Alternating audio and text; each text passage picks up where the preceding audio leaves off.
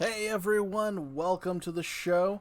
Thank you for joining us. This is session 5 of Dying Embers in the D&D 5e system. This is an actual play on the Happy Jacks RPG network. To catch up on past episodes, visit happyjacks.org/dyingember. And to find all the shows on the Happy Jacks network, visit happyjacks.org/shows. I'm your host and DM, Jameson. Let's go around the screen, as it were, and introduce everyone else. Let's start over here to my right with Joey. Hey guys, I'm Joey. I am playing Aelfonn Doric, the half-elf bard, who has a new love interest. He found love in a hopeless place. Aww. If a hopeless place is a hot spring.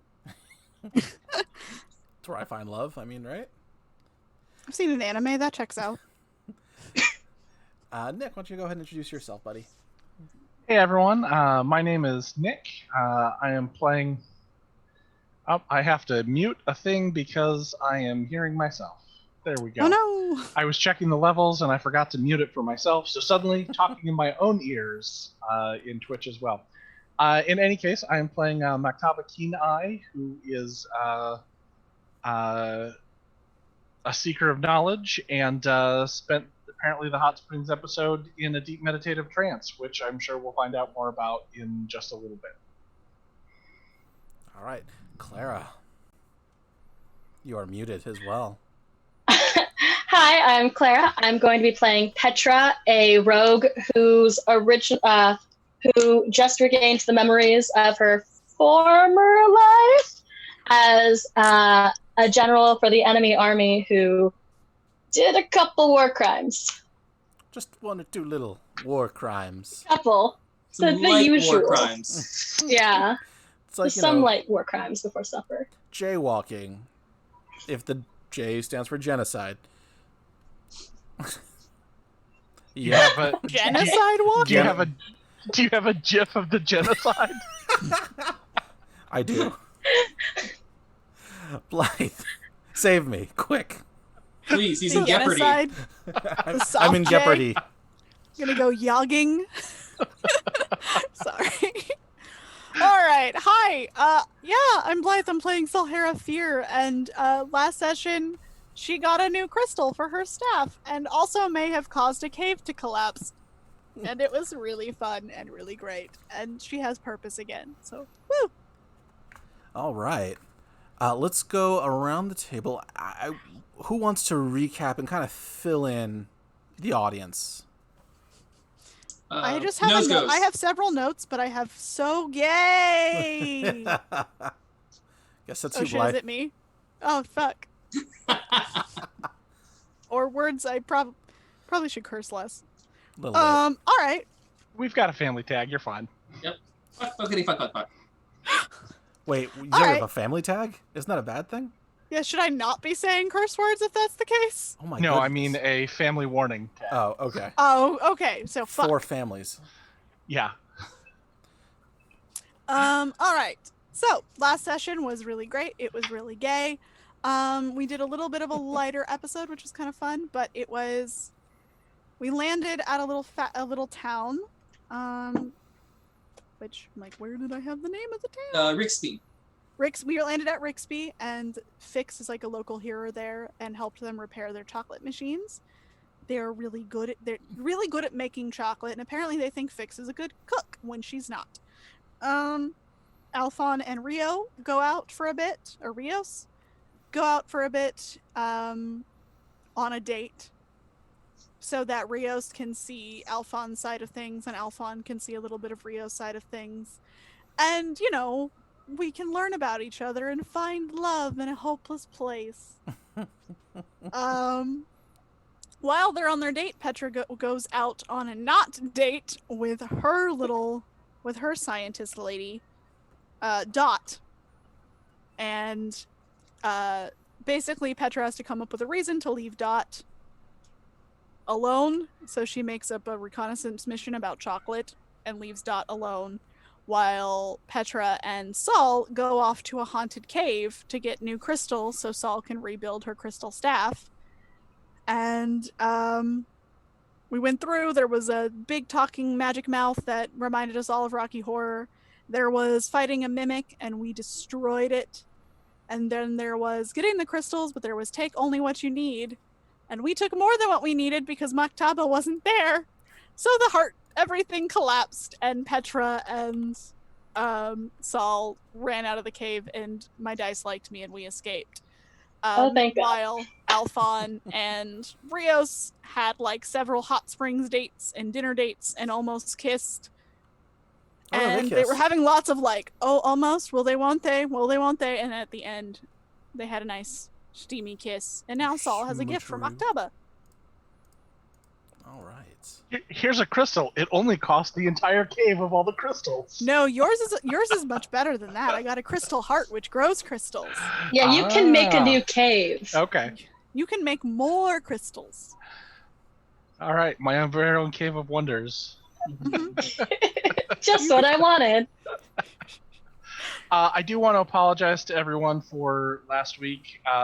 The sudden headache that took me out of the game, and I got super busy today and didn't get to catch up on exactly what happened. So all of this was a surprise to me as well. So thank you. Well, thank you for being here this week. We missed you. Yes. Yeah, I missed playing as well. Turns out you're the voice of reason in this group. Yep. It turns out, yeah, you actually hold everything together, or else everything goes wild. All right. I have no excuse. I will keep that in mind. Saul was not good at staying in check when it came to crystals. I mean, like, you did technically only take what you needed. Just a matter I tried to make a very good argument. What's your need? I tried to make a very good argument for why Saul needed it. She believes she needs it. I have a handful of crystals. I don't know what to tell you. And now I can induct you into the order and teach you how to make crystal weapons.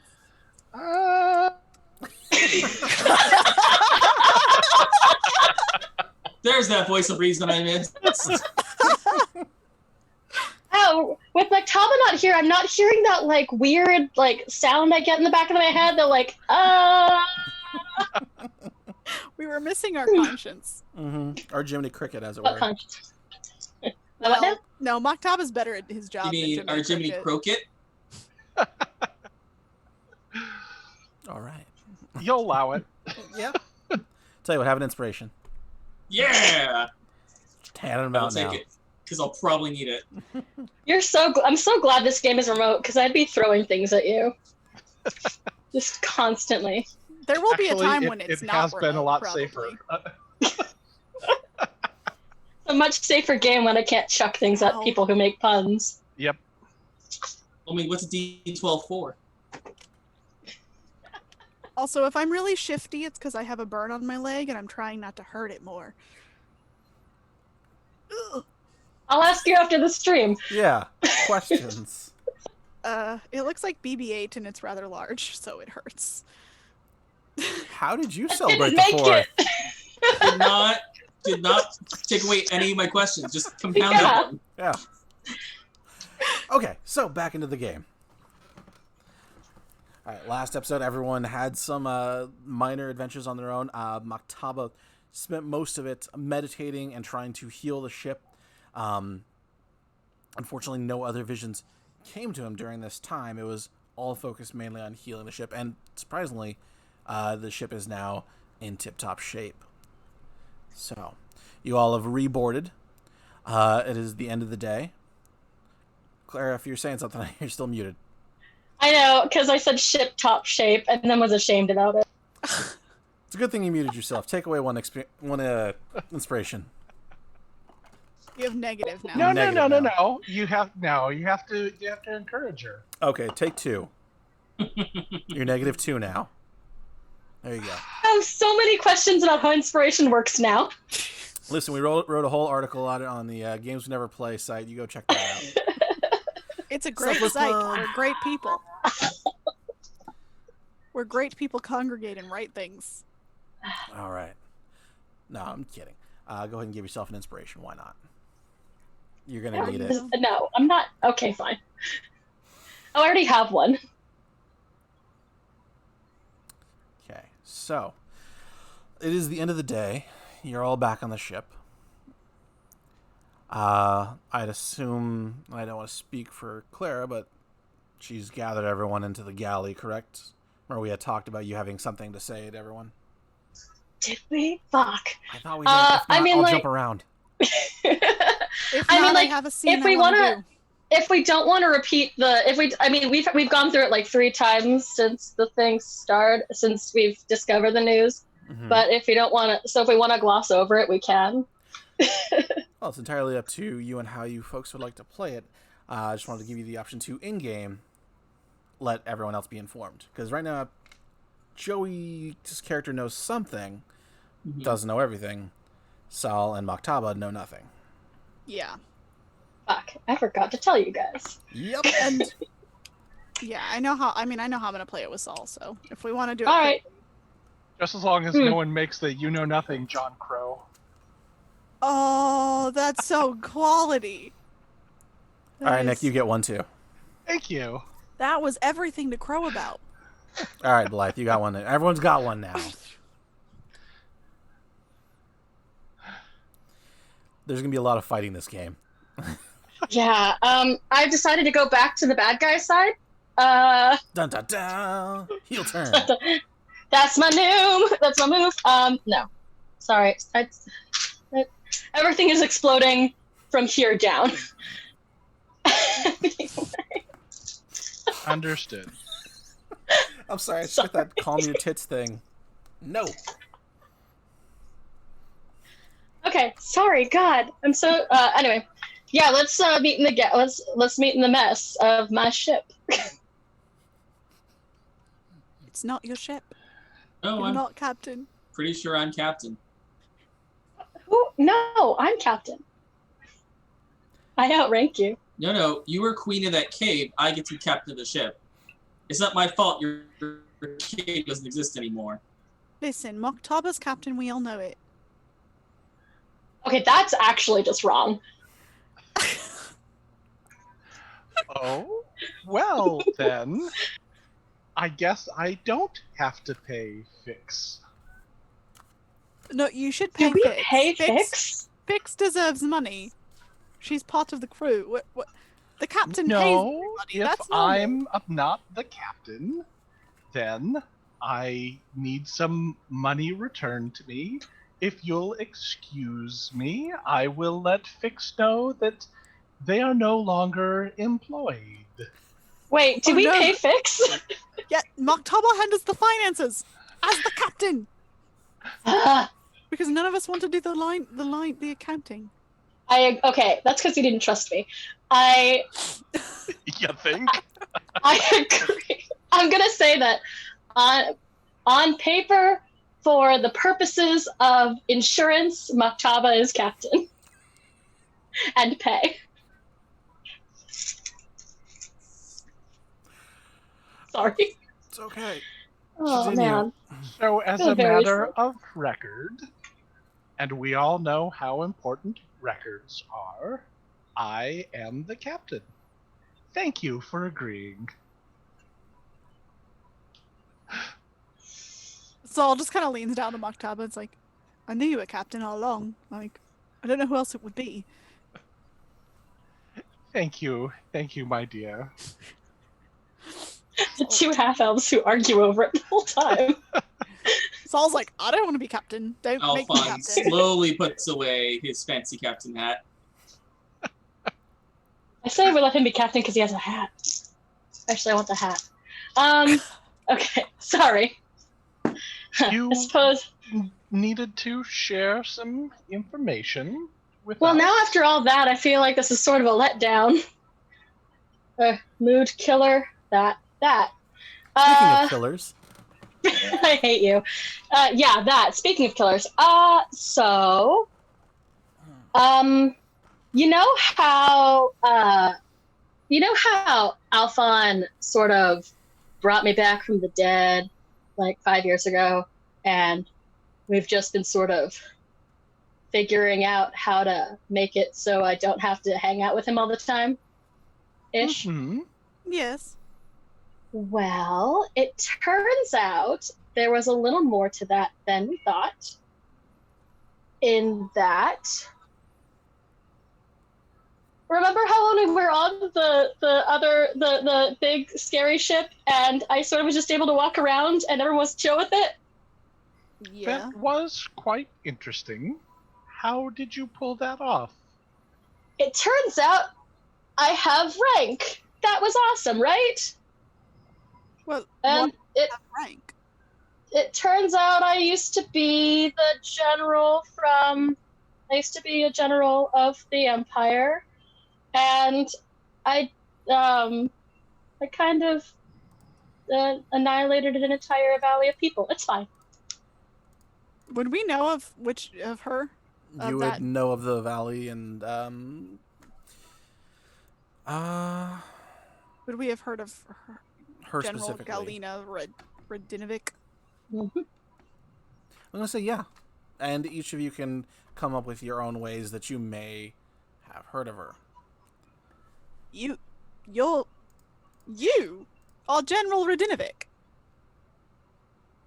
You. Yes, technically. The Butcher of Peach Valley. Listen, I don't want to yes. squash your moment because I think you're revealing something to us that is definitely true, but I always pictured her more fearsome. And taller. I thought I'd be a bit more afraid of her if I ever met her. But I can, kick your butt pretty hard. I have nothing to say to that, to be quite honest. I mean, listen, I don't actually remember any of it. So... Well, we know you don't remember about anything from where you're from. So yeah, I could be a badass. I mean, more of a badass than I already am. Listen, Petra. Listen.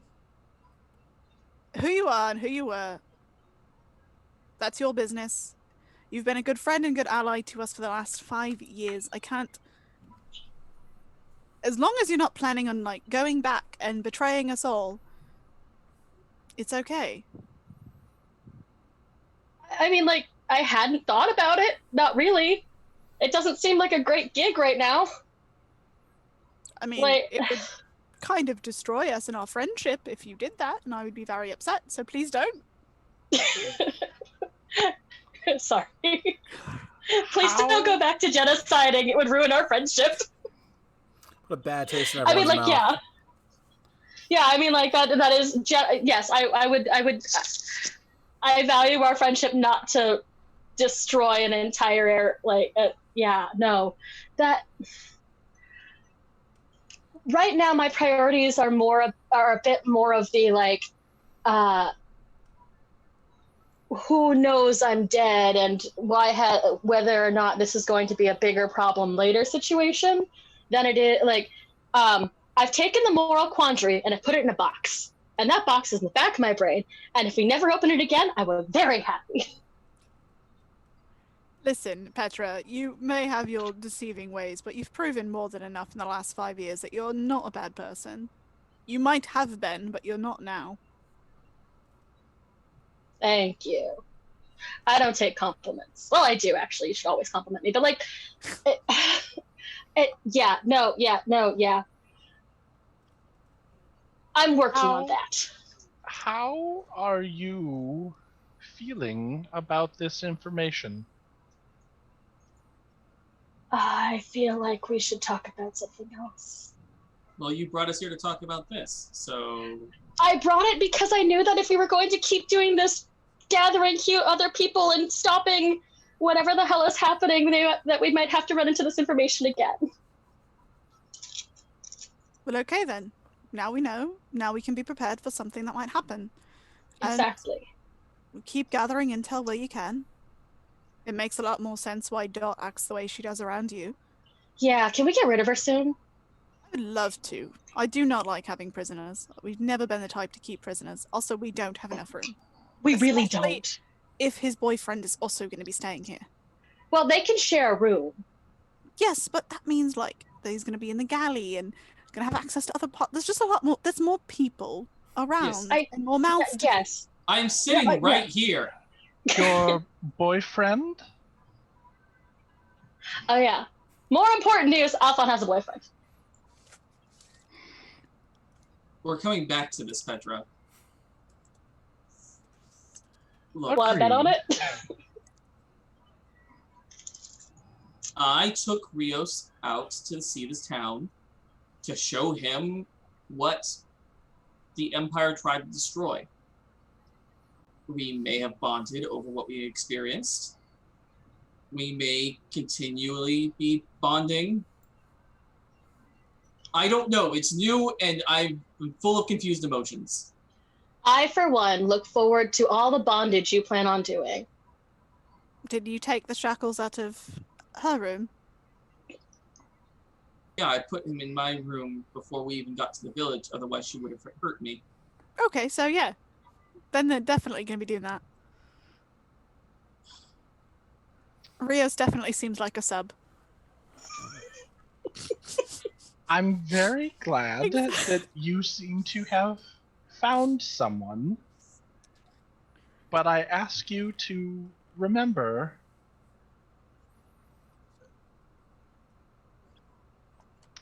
the life that we live is dangerous and not always conducive to friendships and romantic entanglements. I mean, that's my pickup line. I have. Hey, baby, I don't want to have romantic entanglements. I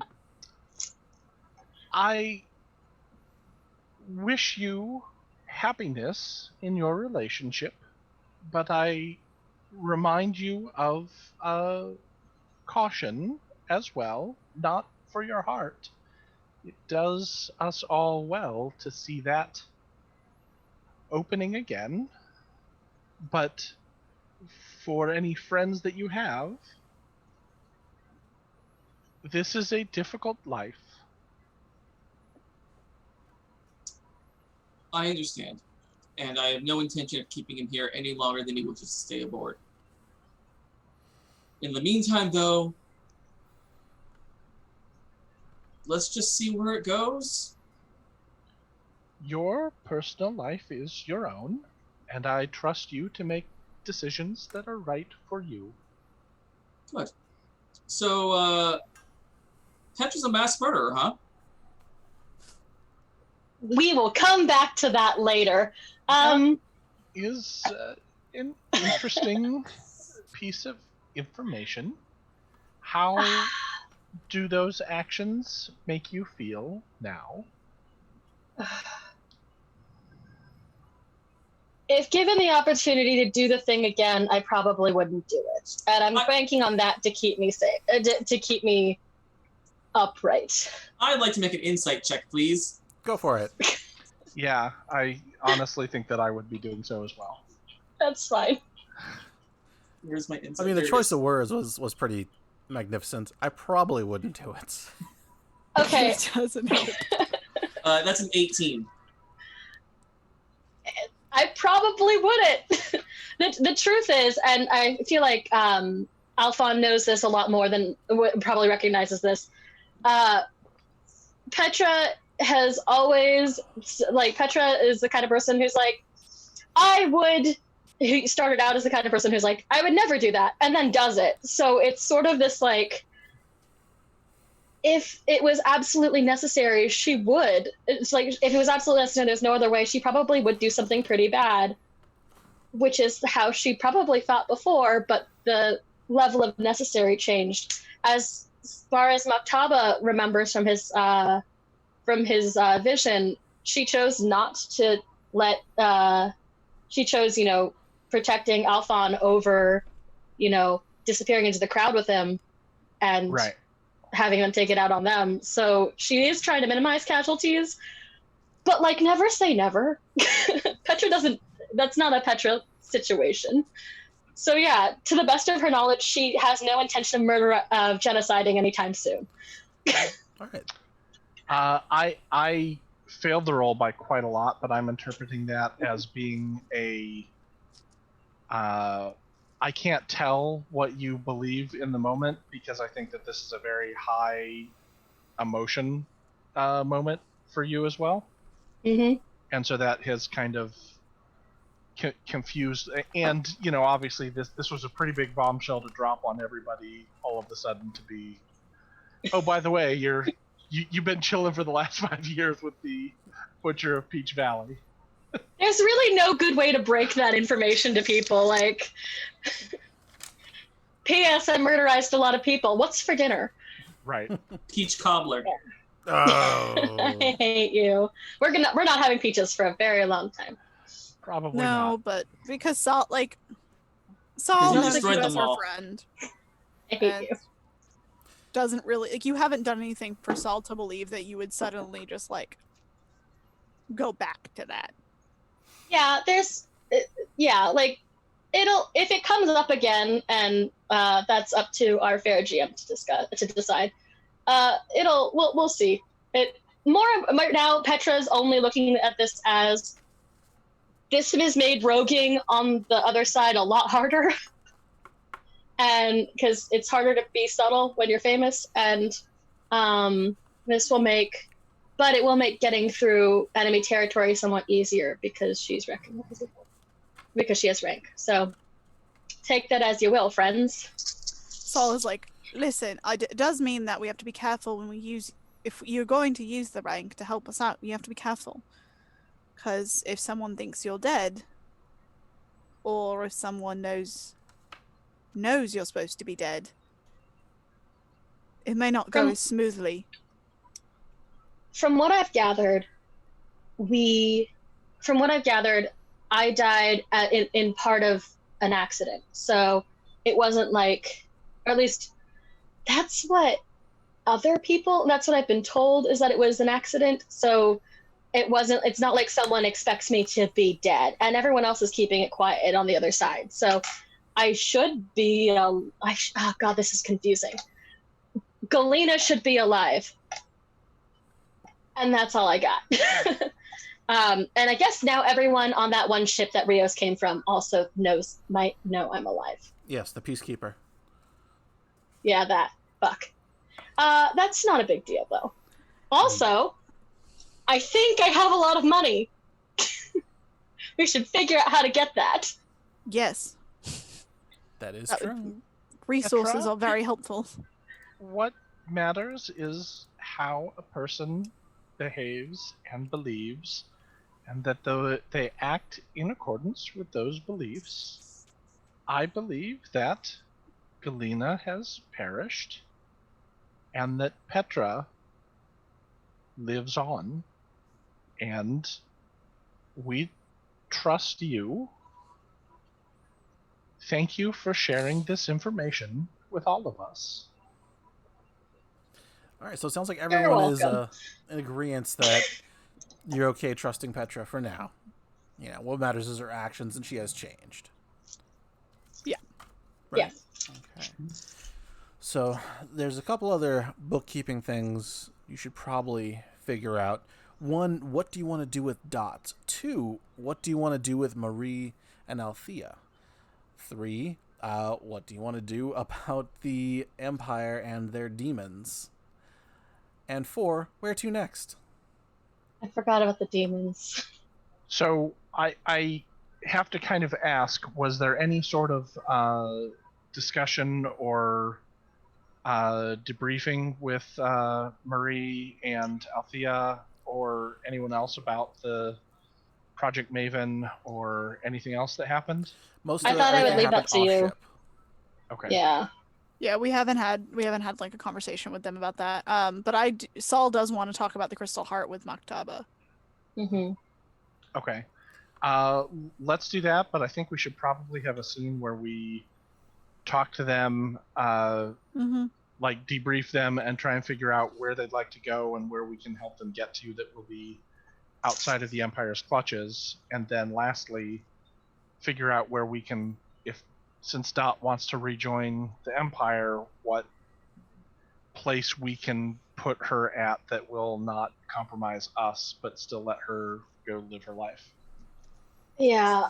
I mean, She knows I that have- she knows about you, which is the most dangerous thing. That is true. I have a minor worry that. So here's the thing I've been struggling with as both Clara and Petra. Project Maven, like, it sounds like they're trying to come up with if they're merging magic and technology, are we absolutely convinced that's a bad thing? The fact they're using demons to do it probably means it's a bad thing. Okay, that was sort of Well, where I I also, landed. yeah, like, so I'll kind of.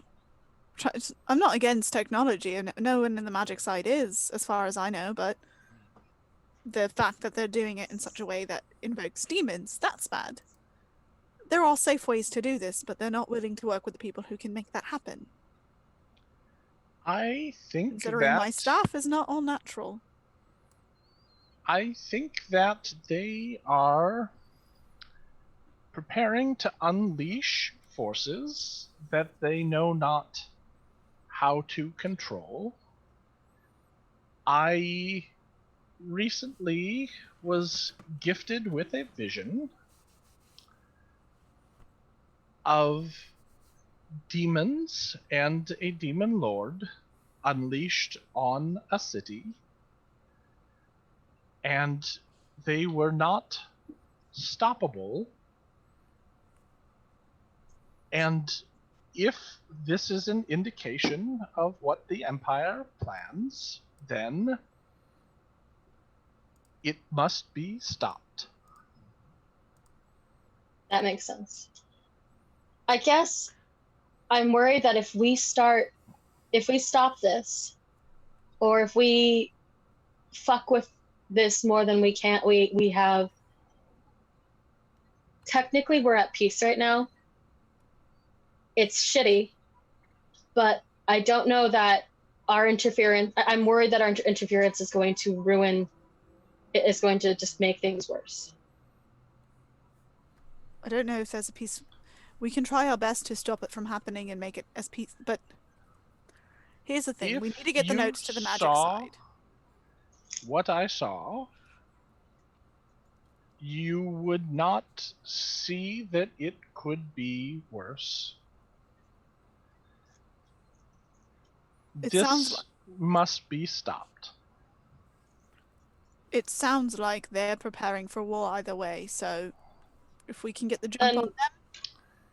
If they are not preparing for war, they may be about to unleash one on all of us, themselves included, and do not understand the forces that they are trifling with.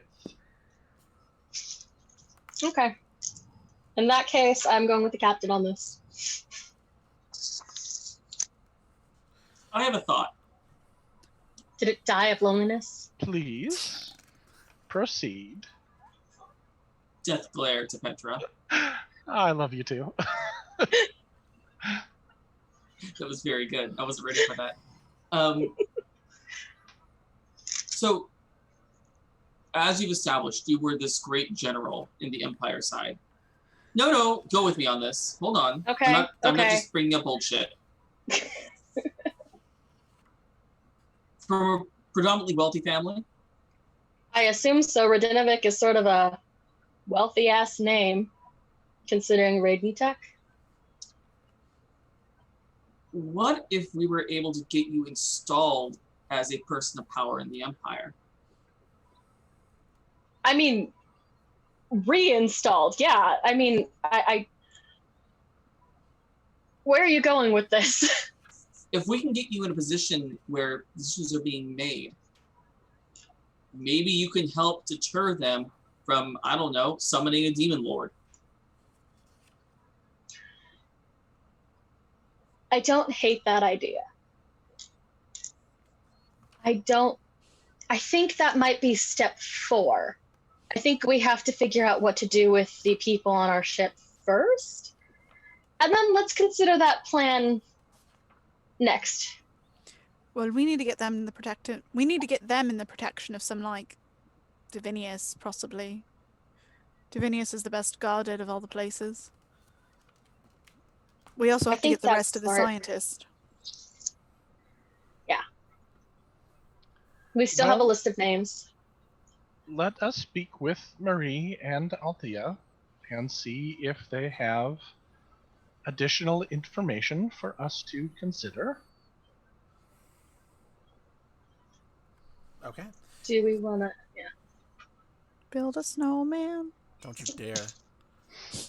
Hey, it doesn't have to be. It doesn't. snowman. Thank you. Damn you! Okay, bye. Ah. All right. So, who do you get and how? So I You think get we want to both talk of with them? Yeah, both Althea of and them. Marie. Oh, good. Good. I'll get to do both their voices. Just hope give you wrote us down who has- synopses. You don't have to. No, this is fine. You wrote down both what accents they both use, right? Yeah, one's just, regular English, and the other one is French, but it's slipping on my end, so I might not do that either. It was coming off not well. I need to play Marie a character who Mercury? just Yeah, Marie. Mercury. Marie. Exactly. Mercury. So, you... Just make a bad accent your choice. Oh, I've got so many bad accents. Let's not do that. All right, so you gather them both, They ask how your day was. You've left them on the ship pretty much the entire day. Wait, I But think you we guys- let them wander around. That's true. You're I think absolutely we let them wander. Okay, they Gave did them the wander. ability to go do things. Yeah, but really, what's the use of wandering? Okay, I'm removing an inspiration from Joey. just making a note right here. Kill Joey first. I deserve it. All right, what did you want? How can we help? Well, it has come to our attention that the Empire Engine has a list of names, and the two of you were on it as well as others. And they appear to be collecting scientists and magic workers with some kind of plan. We were wondering if you had any idea what they might be trying to accomplish, They or both- what information they were trying to extract from you. Understood. Yeah, they both look to each other with a knowing glance, and then Althea steps forward. I'm assuming that project was the Maven project, correct? Yep. Yes. Bellum's scientist approached several of us about working on this, and in theory, it is very interesting. Well, at least their goal was to combine magic and technology, but to what ends they weren't very clear. The problem is it's not stable. It just does not work. Unfortunately, they did get one of our scientists to help them, and the results weren't good for anyone.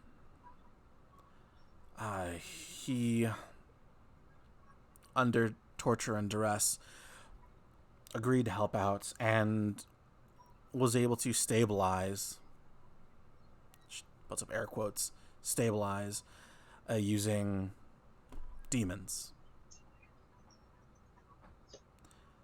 Unfortunately, they could only keep control of them for so long before, they would break out, but they were able to do it, at least for a time. Who was this that was helping them under duress? This is Karis Rain. I apologize to the players. I still haven't found my notes. Is that person on our list? It's no one we knew. He's Oh just wait, above. lies. I just highlighted it for y'all on the codex. I have the codex pulled up. So do I. too, but I also have. It's on page 17. Karis Rain is someone that Sal and Maktaba would know then, yeah? Yes. Yeah, 'cause he they was were one part of the order people. Oops. What do we know that he does? Is he a summoner? Is he a conjurer? Is he speak with extraplanar entities? He's a librarian, actually.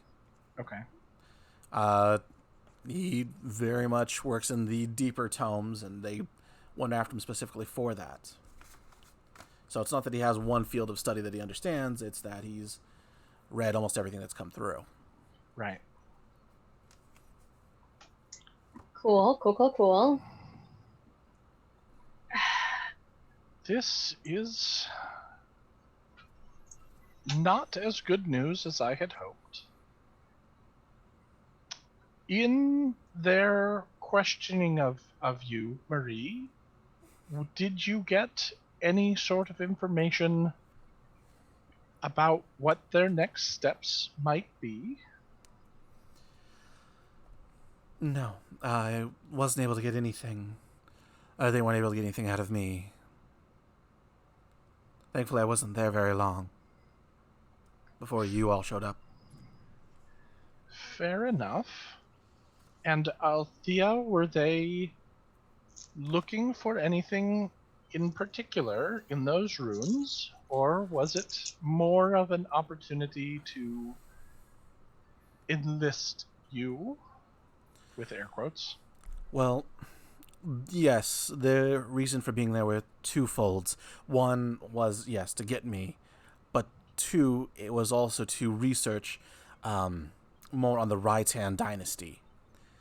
As some of you remember, I think you were queen for a moment of one of the guards, but Uma Asandra is a very powerful lich, and she was able to bind magic to suits of armor. So I'm wondering if they are possibly looking for information there. I don't like how that sounds. Interesting.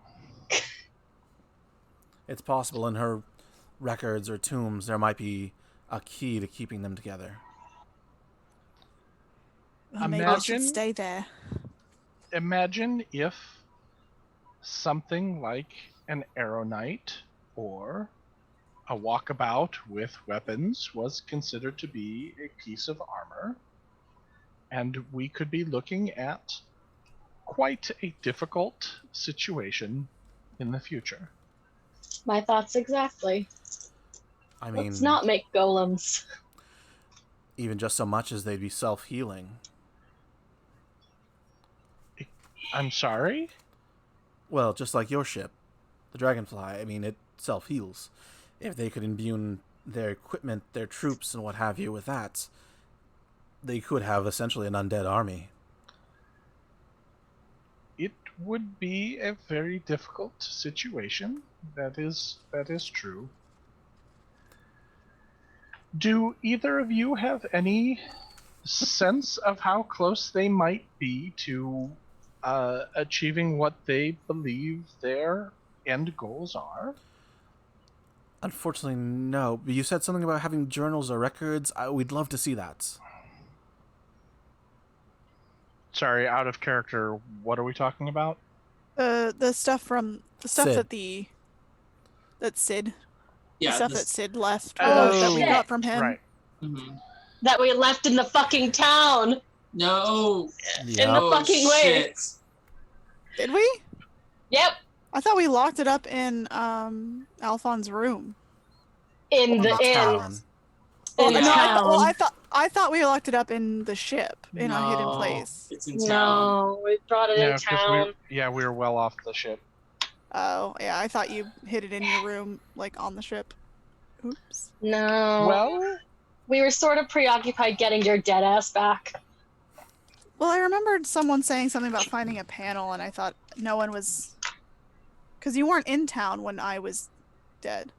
It was it was when we were leaving to go to ruins. I took the stuff with me. I didn't leave them on the broken ship because I was afraid of someone coming and finding the ship and taking it and then taking the stuff. And I didn't want to bring it with me to the ruins because I didn't want to leave them there, but I left them in town. Oh. That That information is not currently available, but we will retrieve it. In the meantime, is there some place that you would like us to transport you to be safe from the Empire? I mean, I don't know if anywhere is safe now that the Order's gone. Divinius is an option. Maybe we can disappear with the druids, but We have some ideas and some people who may be able to take you in, but if you had some place that you felt safer in, then we would like to accommodate that as well. You are, of course, welcome to stay on the ship with us if you wish. I think for now we'd like to stay on the ship with you and look over the information once you get it.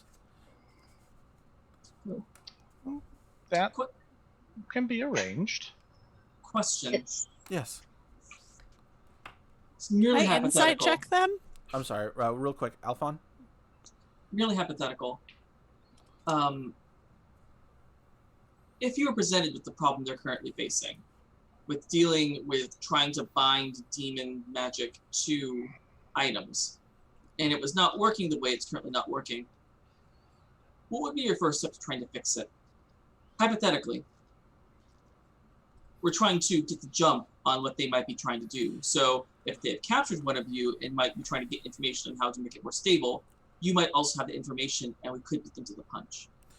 Well, if I were them and we were working on this project, what we'd probably do is, assuming we couldn't get magic itself to work and we had to work with demons, we'd start with a smaller demon, but more technology around it. Some inhibitors, perhaps. Once you get it docile, more or less, then you can begin to train it and teach it to do things. That sounds like slavery. Sorry. Yeah. A dumb question.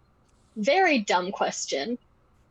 If we're also on a self-healing ship that does the sort of thing that the Empire's trying to do, how is our ship not different? Also, Well, sorry for my background. I don't know what's happening anymore. it's just gone crazy, that's all. It's just, I'm just gonna do this. Sorry, friends. Green screen. Or lack thereof. There we go. That's fine. You know, I was just teasing you. I didn't. No, I can't, I've been futzing with it, and I've decided I'd rather it just be boring than deal with. Wait. We're not in the studio? What? The illusion is Wait, you're broken. not here, Clara? The illusion is broken. Yes. No. Sorry, friends. It's all right. The realities of social distancing. So, Anyway. the question was, how is this ship different from what they're making, right? Mm-hmm. I guess it's How is this ship different from all other ships? Sorry. Was It's a weird Jew joke. oh, okay. Oh, all right. It's okay, that passed right over your head.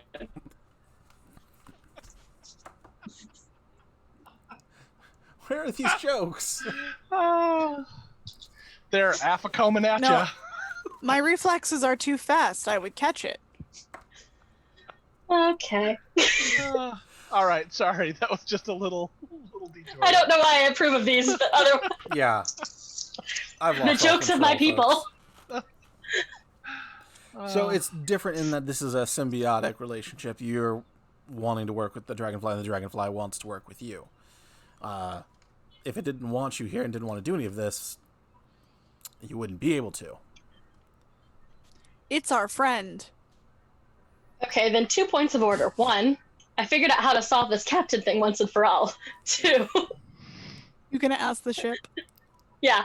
2, I guess, is it too much to ask the Empire to just like raise ships by hand the way y'all have? Oh, they are. But, you know, if they can improve on it.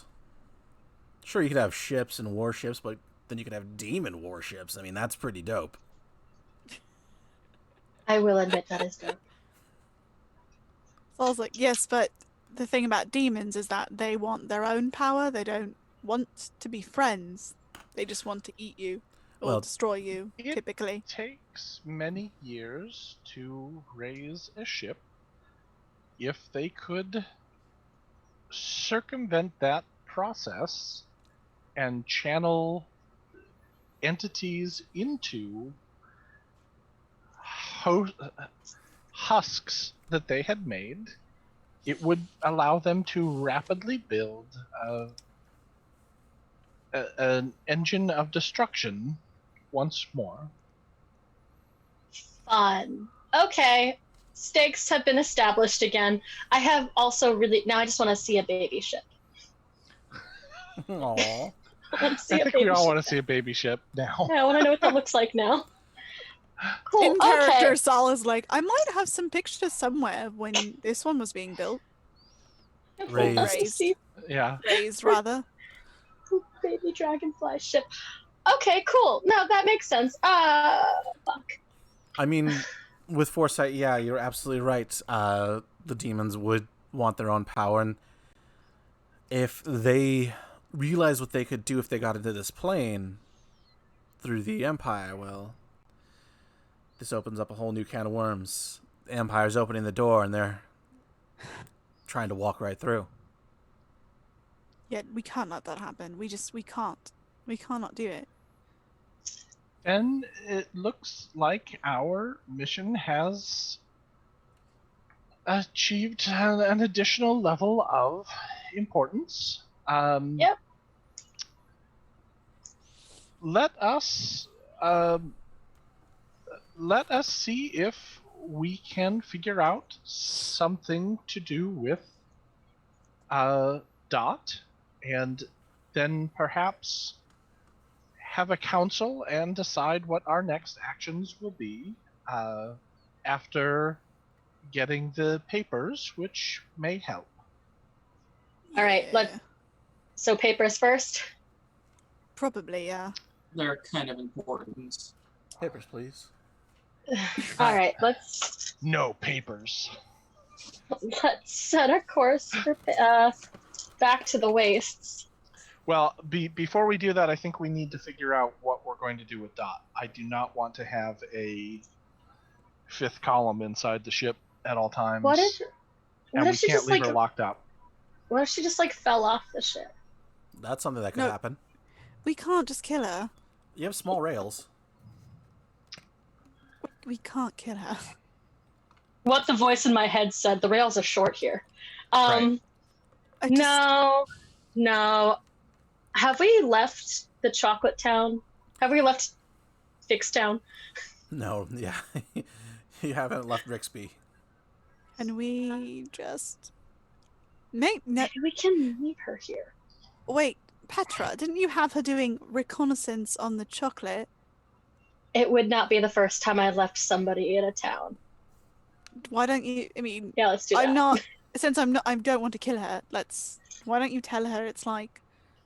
She has to become a member of the chocolate thing for reconnaissance and has to go undercover. Yes, perfect. Yes. Go get her a job and possibly a house. No, she can figure out the house on her own. Saul is too good at just trying to figure out how to make her live comfortably in this town. It's a step up from pushing her off the ship, which wasn't what I was proposing, but if the ship is 10 feet off the ground, it's not a big deal. I mean... Yeah, it's not that far out. Anyway. Live a good life. Forget. I will leave this in your capable hands. Oh, now they're capable. Okay. I'm apprehensive. I'm apprehensive of leaving an Imperial agent in this town that was unharmed by the war. It may bring the Empire here. Would you subject these people to that?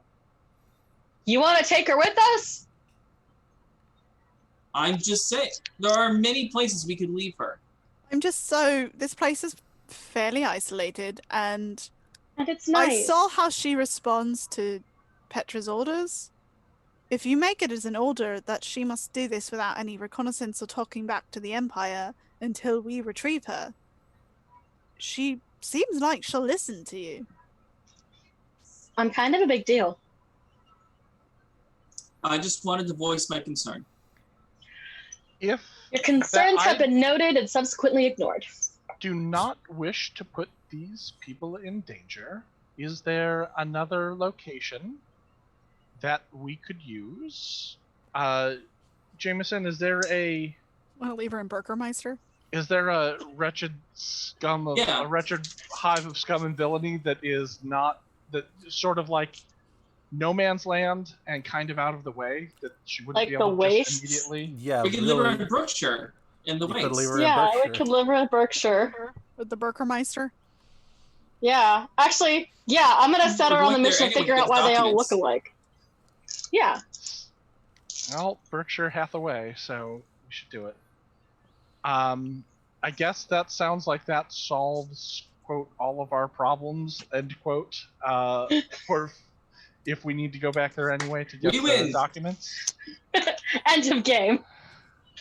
You won D&D. Enjoy. There we go. Everyone go home. We won D&D. So I think that that's our next step, is that we're going to fly back to Berkshire, get the documents, and have Petra command Dot to stay here, or recon, or research, or something, or Find out. marry into the local dynasty. Yes, that. Get a couple more genes in that pool. Yeah, I want to and, know why or how that happened. She and what's his face, the science one? That's real shallow. Rot? Is Rot this? No, Rot's not the science one. Roth Roth. is the science one? Roth. So Roth and Dot will make a very cute couple. Ooh. Yeah. That's how that works. They have matching vowels. Let's do this. All right. So, everyone, you guys head back to Berkshire? Mm-hmm. All right. This time you're keeping an eye out for the rock. You don't want to God, run that into that fucking again. bird. Yep. Yes. As you're flying through, of course, the traditional darkened skies block out any sunlight, moonlight, what have you. But something's a little different in the skies. It looks like there's billowing blackness coming from the direction you're headed. Thanks for setting the town on fire, my dude. Thanks, I hate it. That is troubling. Fix, is there any way to get a little more speed? I feel that time may be of the essence. Well, please don't I'll tell do me what I Berkshire can. to destroy it.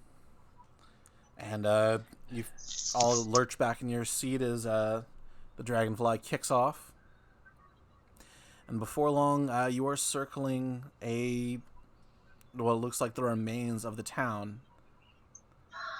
Smoke is billowing from the shed that the walkabout was stuffed in. You see two big mechanical legs laying flat, torn apart. As we approached, was there any kind of Imperial presence that we saw? Obviously, we're not going to fly right in if they're Arrow Knights, or if we see that there are patrols that are clocking and reporting about us. Give me a perception check.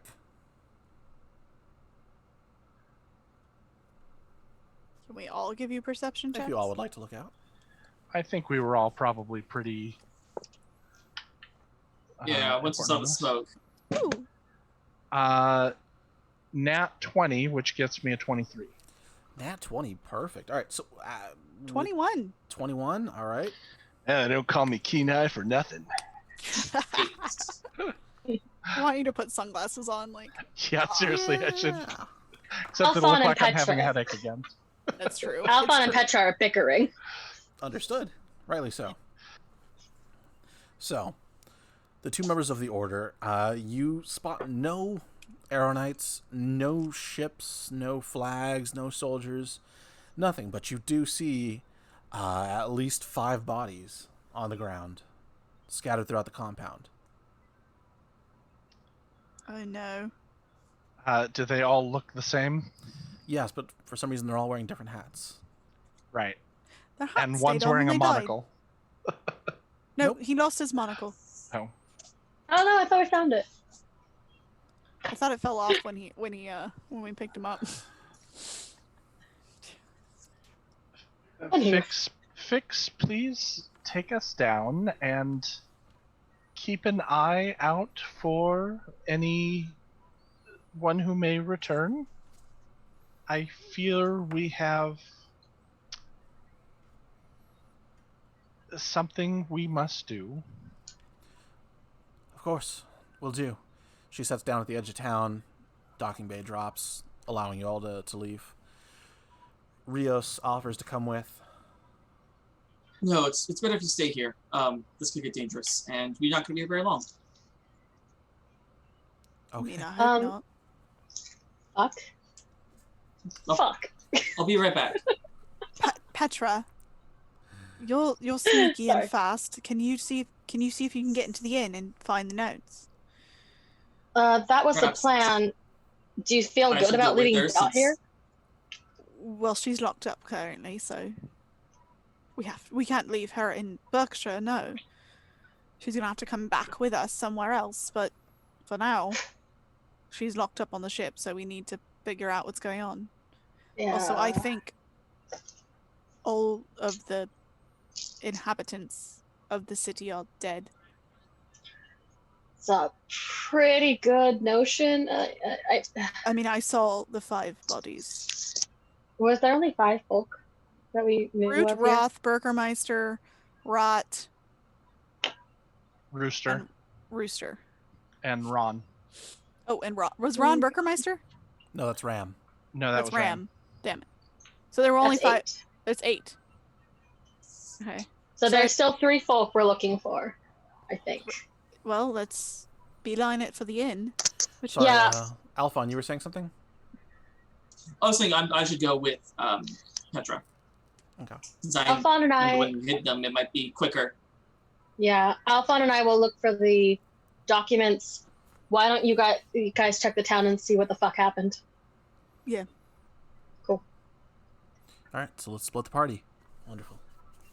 I hate when you say that. That's why he says it. Mhm. I know. Nope.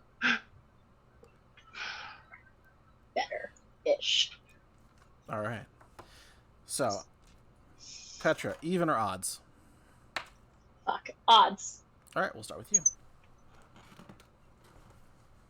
All right, so you and Aelfonn, give me stealth checks as you move into the building, or are you just running into the building swiftly? I'm always stealthy. I don't know about Aelfonn. Okay.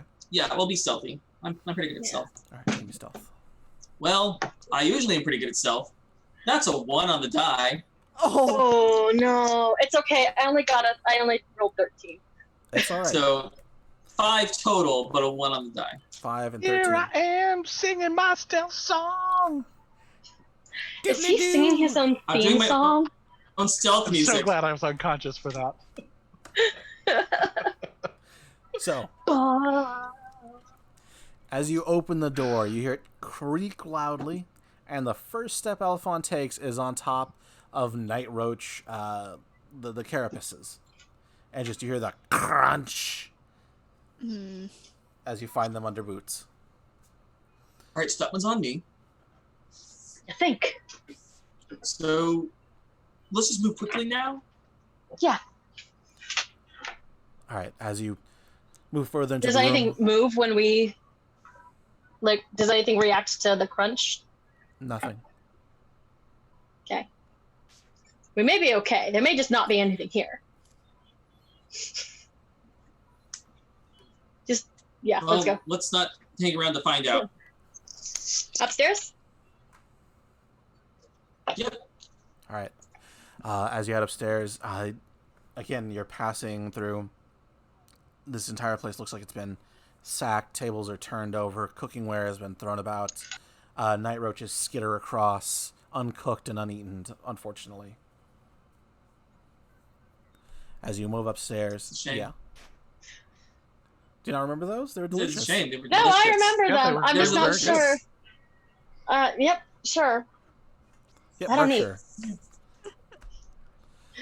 So, as you go upstairs, you go to your room, and of course, you see the area that you had it tucked in has been ripped open, and it doesn't look like it was removed by something being gentle.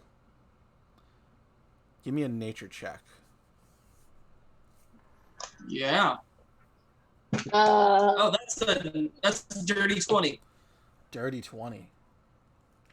Okay. 18 if it matters. It looks like it could have been done by something with claws, possibly an owl bear, but that doesn't make any sense. Weird. I want to look around the room and see if there's like boot track. Or is there a tracking situation in D&D? No. Yeah, investigation. I want to see if it looks. This could have just ended up being a freak accident, right? Totally. Yeah, that's a 1. Never mind. Hmm. You So know, yeah, freak accident. It was a freak accident. It's a freak and had an accident. All right, jumping back outside, Saul, Maktaba. As you approach, you see 5 bodies scattered about in the barn to the side. You see the 2 walkabout legs split off and pointing in different directions. Before we do anything else, I would like to use a spell in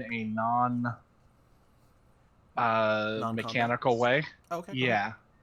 So, I've used it before. I've used Augury, which is like a fortune-telling spell Mm-hmm.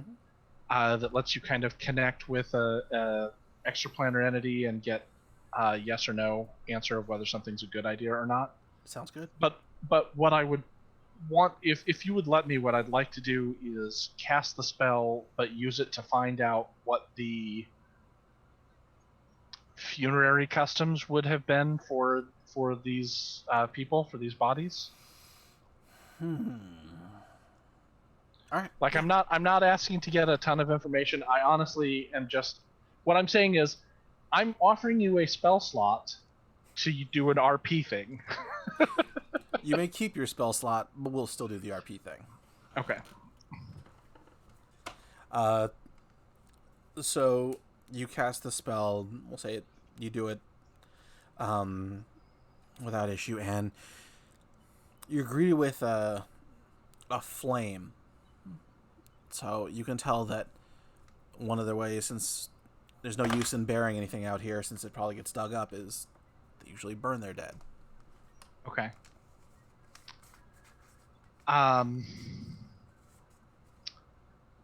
Sal, we did not do well by these people in their life, and I feel it is important to do right by them at the very least in their death.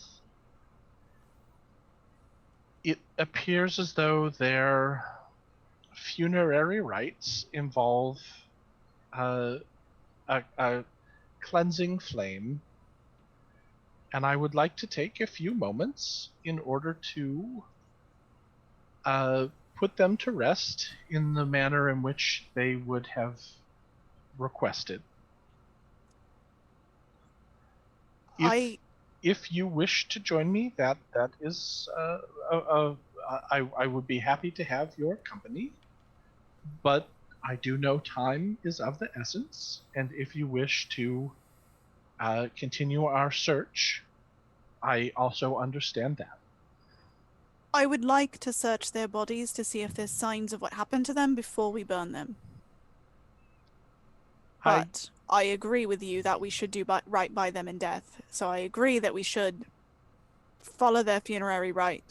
I just would like to make sure we know what possibly killed them first. A very good thought.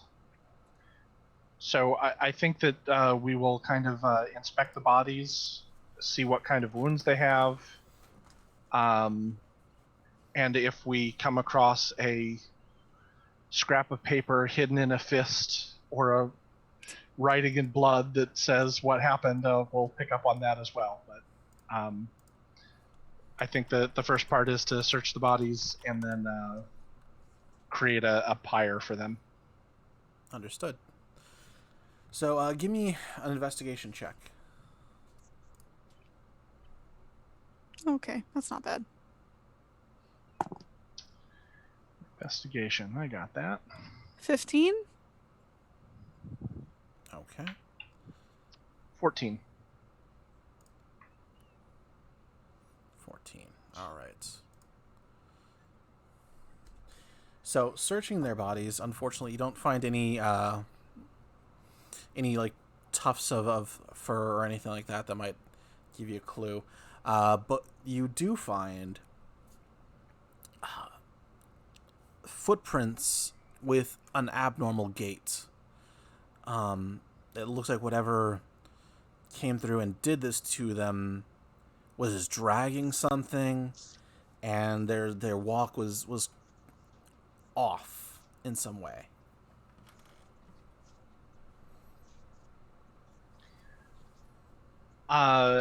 Is it, for lack of a better word, is it human-sized, or is it like a large gate like the giants we saw before? Similar to So are the the giants you saw before. Okay. The I Hulks. was gonna say, are the feet The humanoid Hulks, looking? thank you. Mhm. My vote is still freak accident then.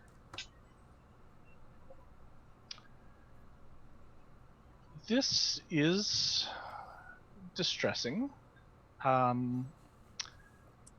I wonder if this was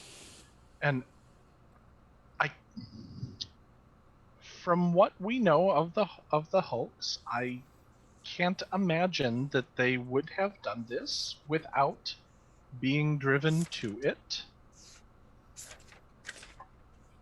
Yeah, they seem. I mean, they left us alone. They're not very. Yes, Petra. I know I'm not in the room, so I don't want to ask the questions. But I mean, I guess, are there glowworms anywhere? There are no glowworms. It seems unusual that they would just like not have any glowworms out. Like they were very adamant about keeping the Hulks away, and the Hulks seem to leave them alone. So this is very unusual. For those of you that are new, glowworms, the light of them kept these lumbering hulks that traveled around the waste. It would kept them away from the town. Didn't actually harm them in any way, but just more like a warding, as it were.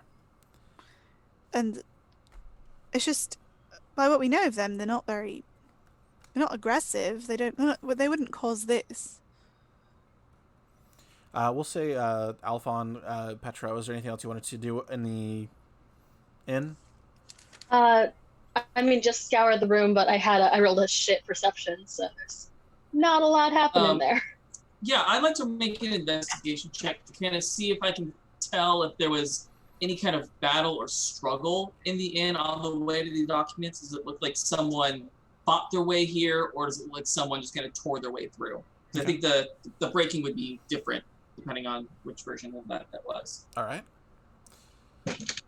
That is a 13. All right, so you can tell there wasn't much of a struggle in here. It looks like someone had sacked the room. They had flipped over tables, mattresses, torn open couches, as if they were looking for something. Okay, Did we find so the it was- documents? No. Fuck. Where they were, looks like the entire section was just ripped from the area. Okay. Back downstairs? Nothing Alright. else here. All right. Let's meet back up with Sal and Maktaba. Because I'm me, Mm-hmm. I'm going to say that there is no pun intended with what I'm about to say, but I want to check the cockpit of the pants All right. because if want to see if there's another body there, or if there is anything else. Because because we only have 5 bodies here, but we had like 8 people who lived in this town.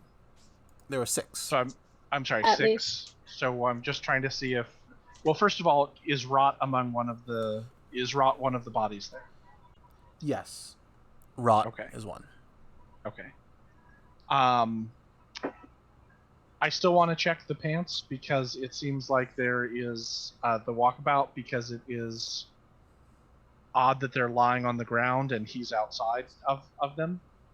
Since I would think that he would have either gathered up the people of the town and fled, or fled himself, or used them to fight, or something.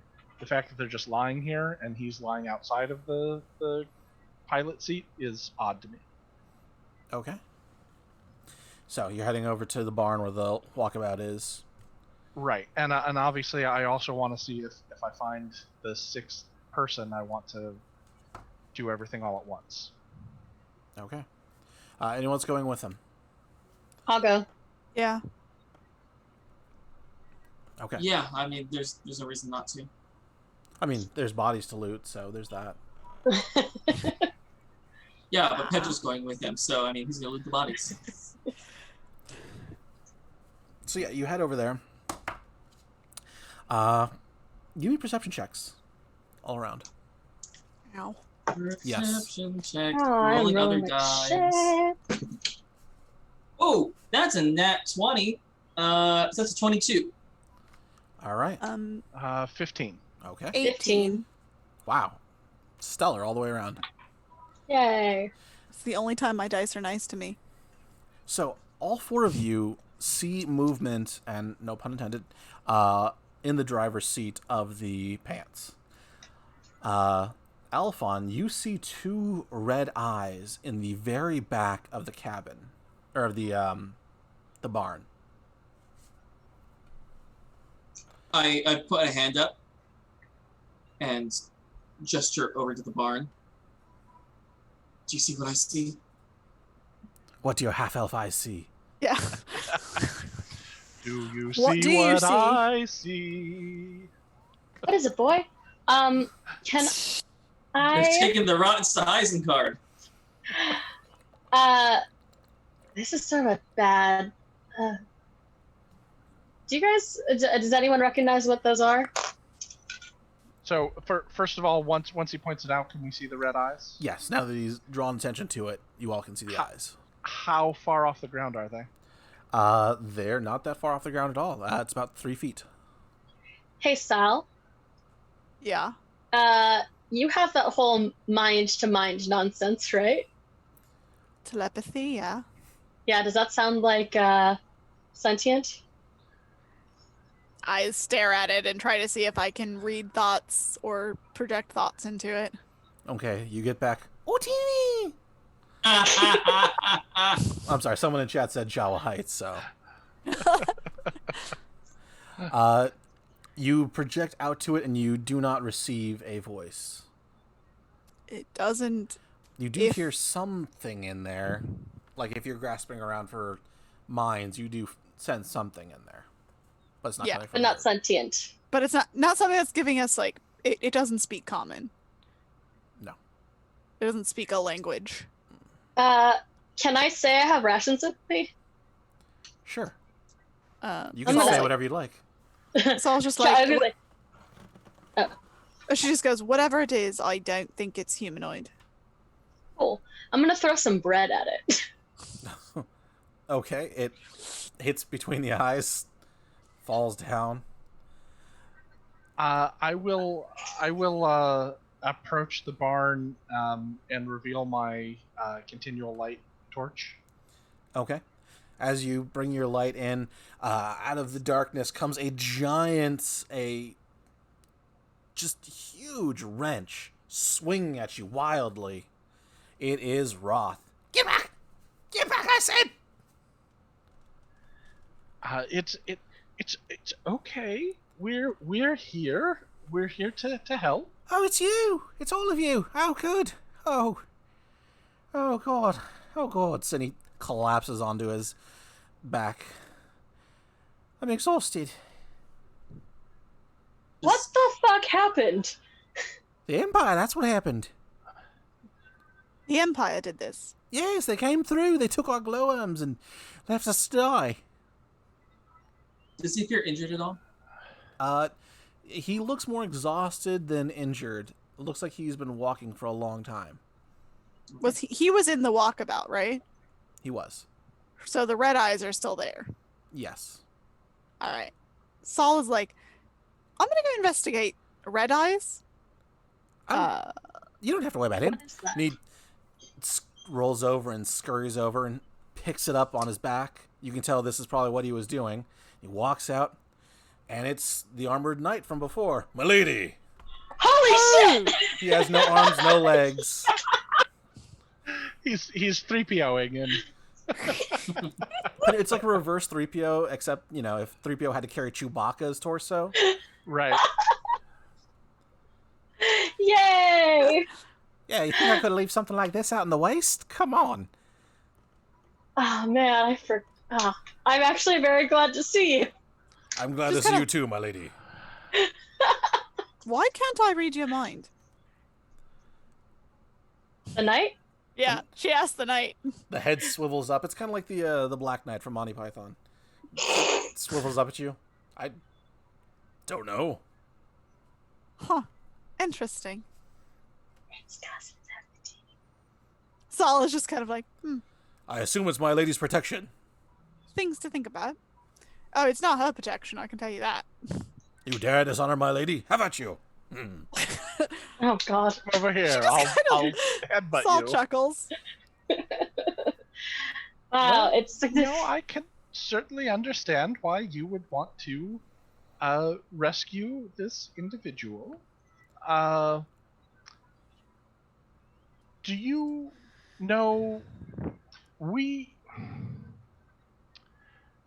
perhaps you would explain better, Aelfonn? Look, we came back looking for some very important documents. It appears that whoever came here took those documents. Yeah, sounds like it. Can you tell us anything? Where they went? How many of them were there? How they were equipped? I can tell you what I know. So after you left, I immediately went back to try and get this fella. I came back and I saw the Empire ship that had your friend was taking a bolt on. It was hovering over town. That beautiful man with the long hair. He was saying something to Rots before just snapping his neck. And then one by one they went through gathering up the glowworms and left everyone there. And it wasn't long before the Hulks showed up. I tried to get everyone into the walker, but the Hulks tore it apart. I'm so sorry. Bravus. Is that his name? I'm The going to one have with the revenge greasy on hair. him. Yes, very beautiful hair. Stunning, piercing eyes. And he will die by my hands. I think there's a line. I was going to put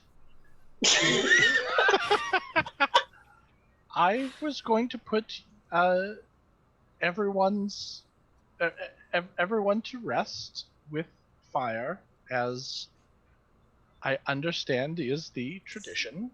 Would you like to say a few words, or do you have any problem with me moving forward with that honor? No, you go right ahead. I'm a man of science. I don't need for the gods. All I've got need is my wrench. As you wish. So I will drag some wood over and prepare a funeral pyre for the bodies. I'll help you with that. Okay. Anyone else going to ask Roth any questions? Oh, I mean, did the Hawks... Listen, so, you're alive, and there are about 8 of you. Do you think the other 2 of you that aren't there are alive? There was only 6 of us. There are 6?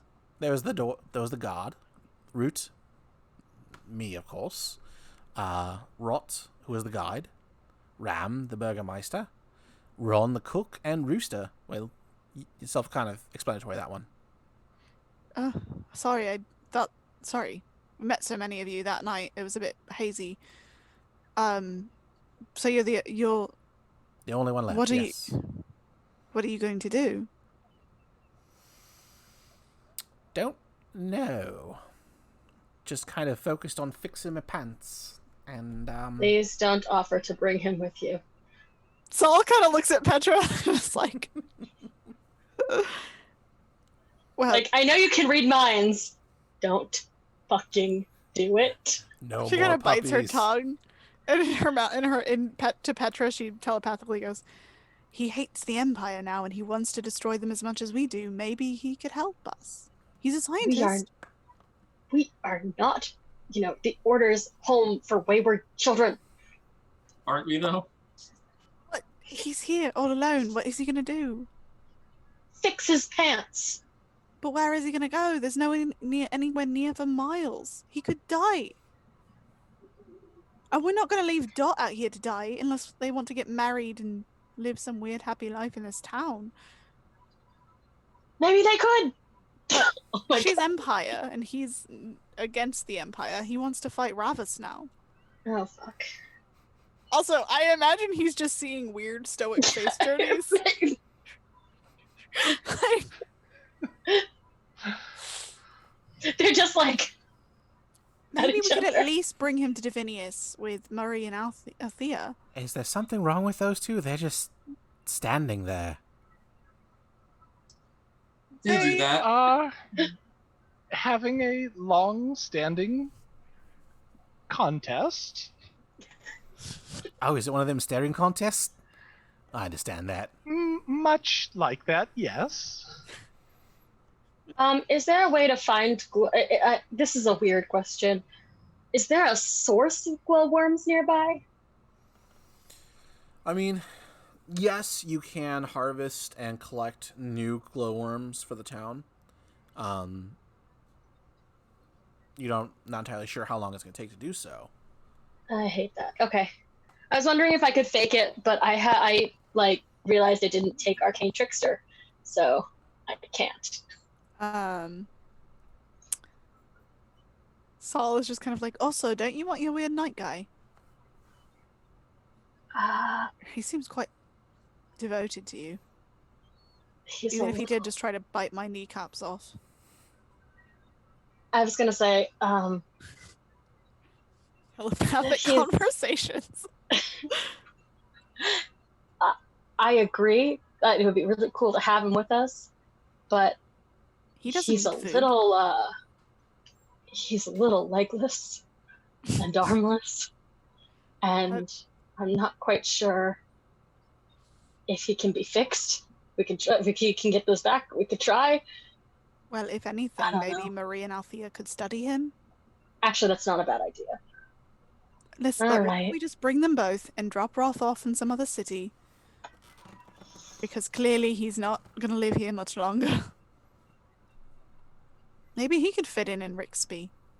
I'm sorry. Did I miss the part where we were a ferry service now? I don't feel right. This happened because of us. I don't feel right just leaving him.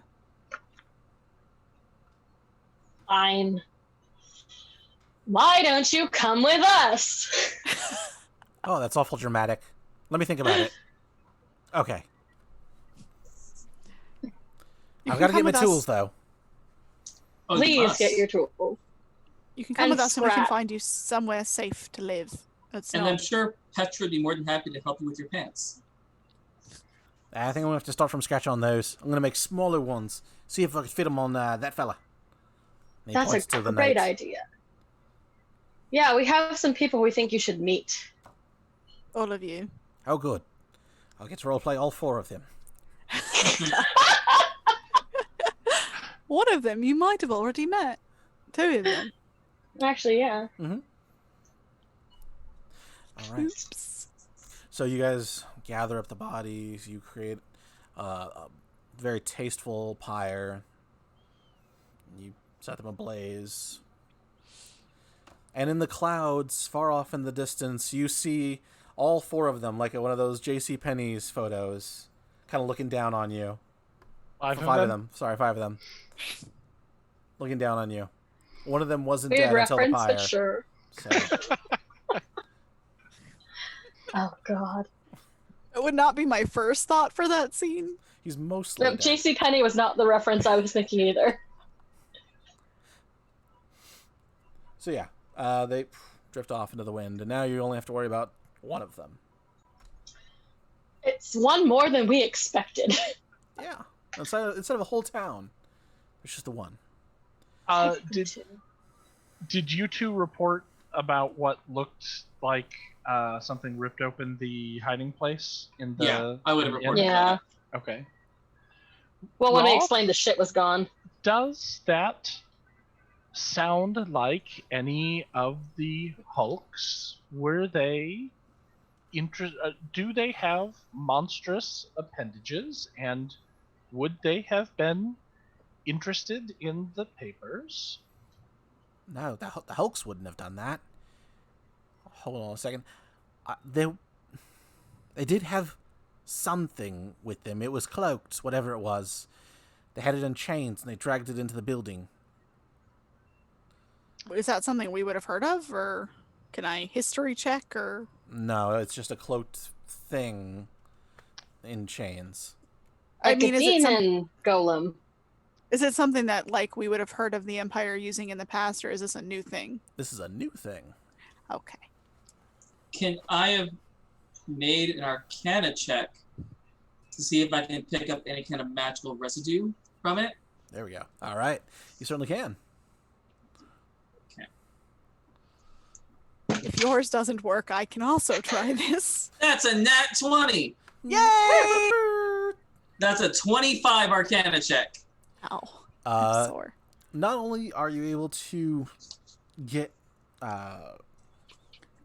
senses of magic, you're actually able to tell what school it is, and you are sent reeling as the smell of rotting flesh burrows itself into your nose. You can tell they used necromancy of some kind, some sort of dark magic to get this thing here.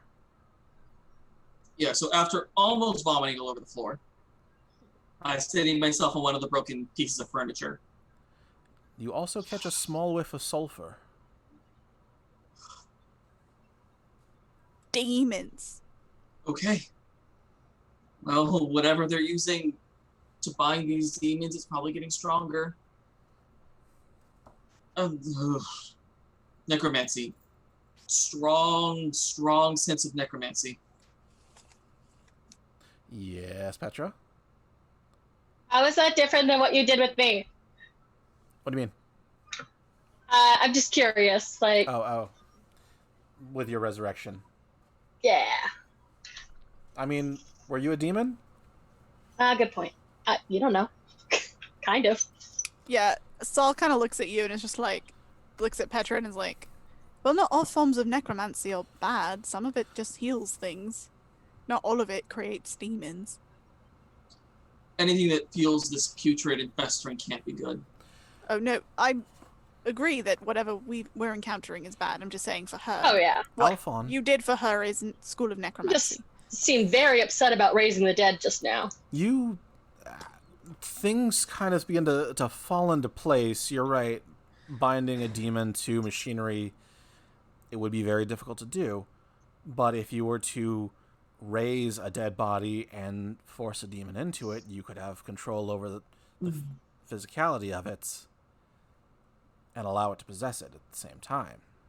I think upon this realization, he does lose his lunch on the floor. Splat. I'm not Smells of garlic. believing that. No.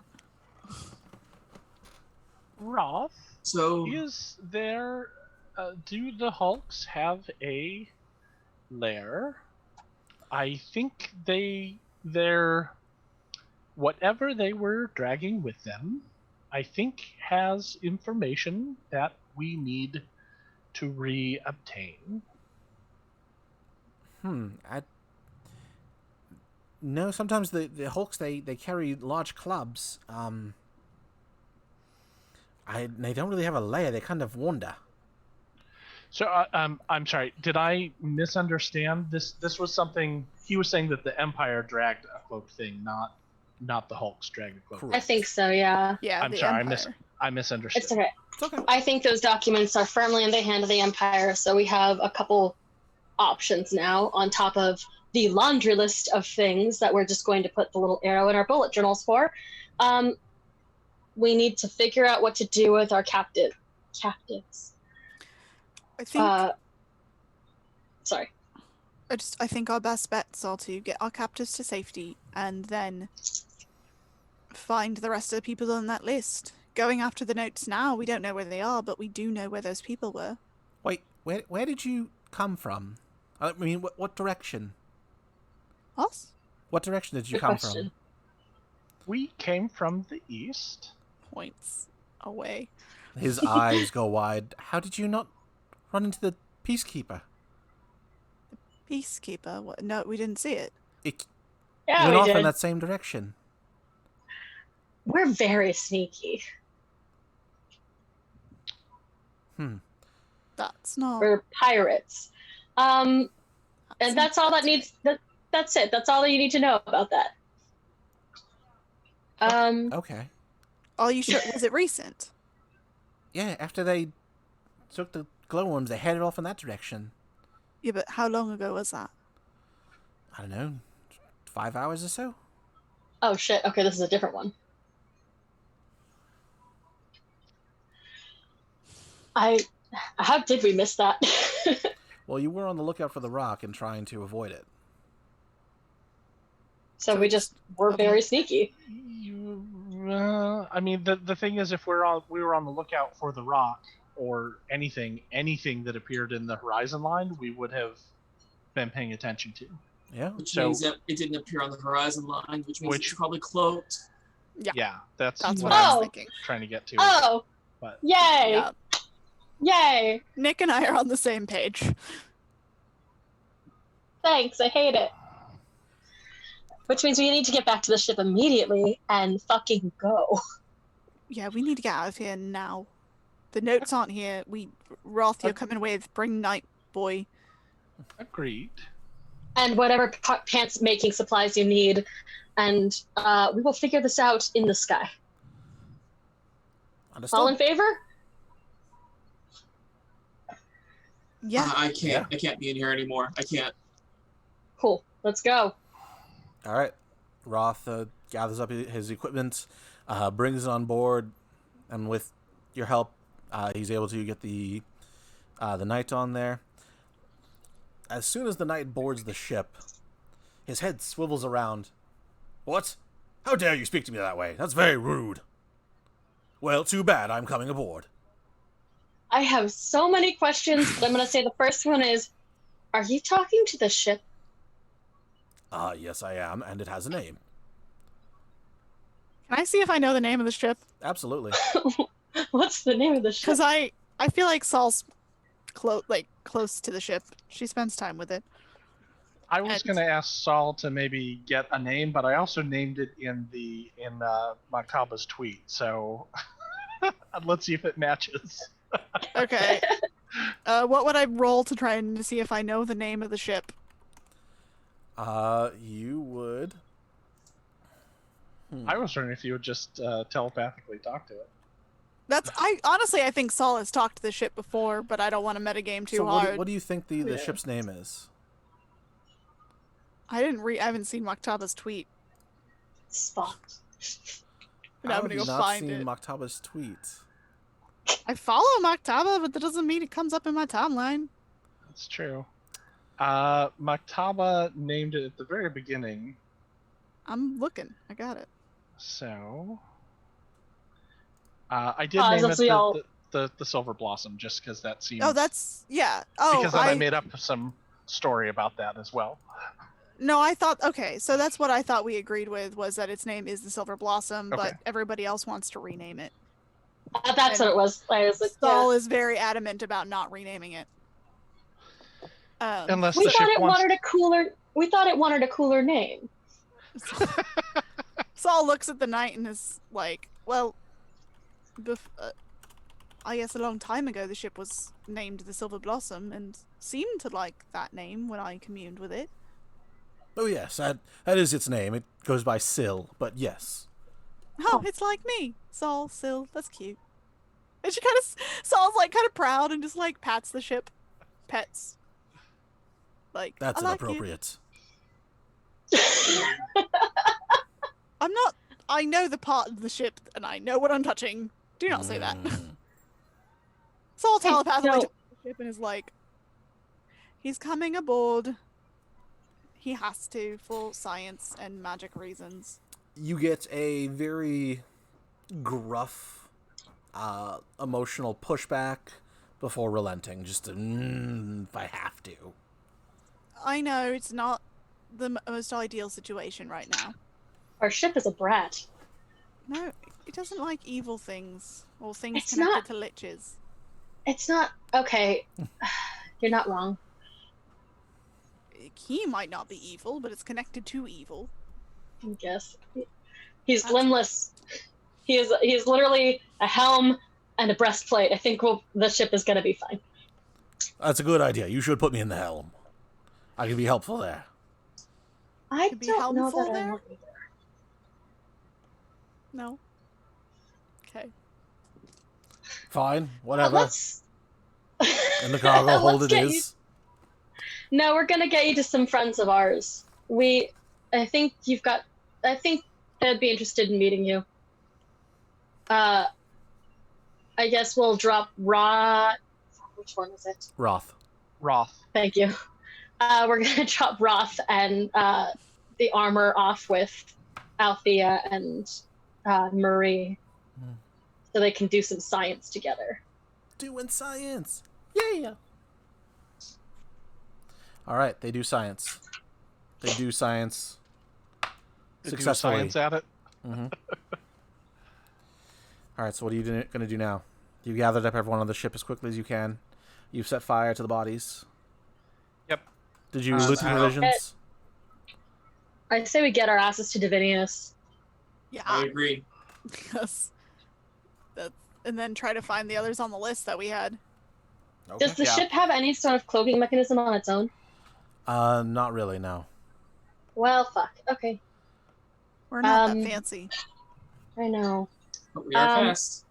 We are fast. In that case, I want to stay on deck near wherever the entrance is. I know that we have ballista below deck, but on deck just to be paranoid and stare. Okay. I want to study what the air currents are in this area, the prevailing winds, and try and theorize where the Arrow Knight would be, where it might be lying in wait, or if it is, or what sort of what I think would be a likely path for it to have taken, so we can avoid it. Okay. All right. Since there isn't really like a check of that nature, I was thinking it would probably be navigation. I guess navigation. We could use that.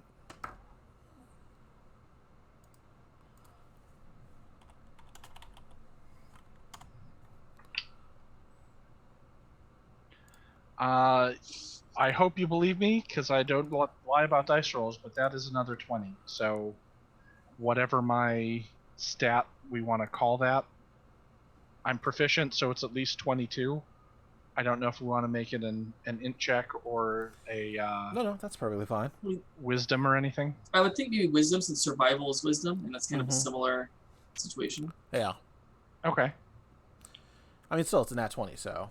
Yeah. Well, but it's also a skill check, so 25 would be my number on the die. All right. 25 on the die. Wow, that's impressive. So, Very. with all the information you're able to gather based off the winds, the direction the city was going, weirdly, it looks like it was headed to Rixby. Oh.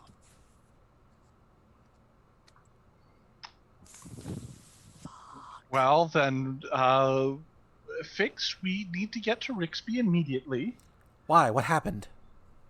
I think the Arrow Knight might be headed in that direction. What? I know. She punches it, and immediately everyone who isn't strapped down or braced falls over as the dragonfly sill takes off. In half the time that it took you to get there, you're back where you were. The town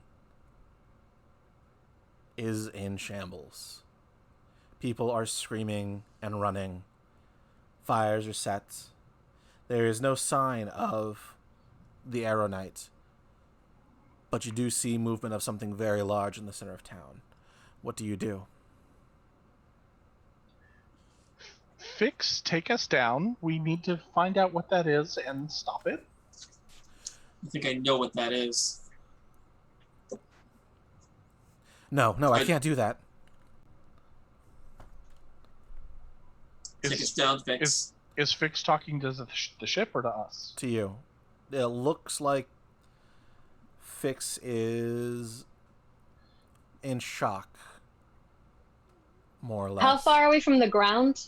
About 40 feet. You're I'm fluttering gonna there. drop a rope then. We're going around. Okay, so you're just going to manually open the Yeah, back end and there's. drop? Fix, we do not have time for this. I can see that this is traumatic, but we need to stop this from happening to anyone else. We can't go down there. You will die. You can't go down there. We have to go down there and save the rest of those people. There may be people alive yet, and if we don't go down and help, there won't be anyone left. She just kind of crumples in the seat, grabbing the sides of her head, rocking back and forth. Can I cast Calm Emotions on Fix to try to get her level-headed? Sure. Okay. It's a Wisdom saving throw, I believe. All right. Oh, Charisma. I'm sorry, Charisma saving throw. All right. I got a 16 on the die. That's gonna be higher than my thing, so she beat it. All right. My Petra's goodness. already heading towards the bottom Actually, deck. I'm gonna. Is it okay if I try to roleplay it rather than Absolutely. roll for it? Petra's gonna head over to Fix and crouch in front of her and look at her and just look at me. Can you name 3 things on your control panel? And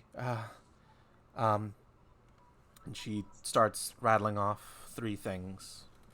Okay. Name 3 things that are in the helm. She does so, and you can see she's visibly calming a little bit. But just then Okay, you hear and- the screams of people beneath Yep. echoing upwards. So while this would be a I just- great technique for Yeah. normal panic attacks, absolutely, there's a lot happening. I figured. I just want to get her to a point where she's at least okay with us going.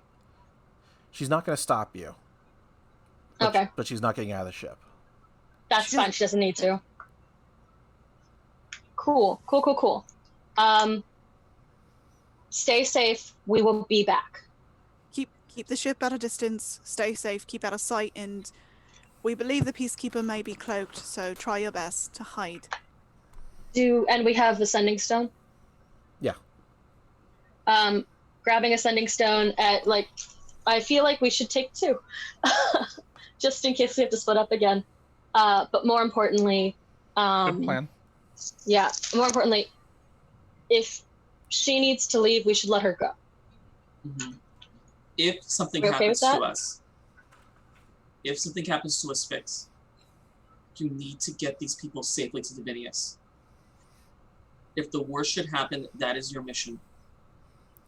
I can't have people relying on me like that again. I can't do that. Fix. We're gonna go help Rixby. Rixby will be fine, but you if we don't come back in a certain amount of time, you need to go to Divinius and be safe.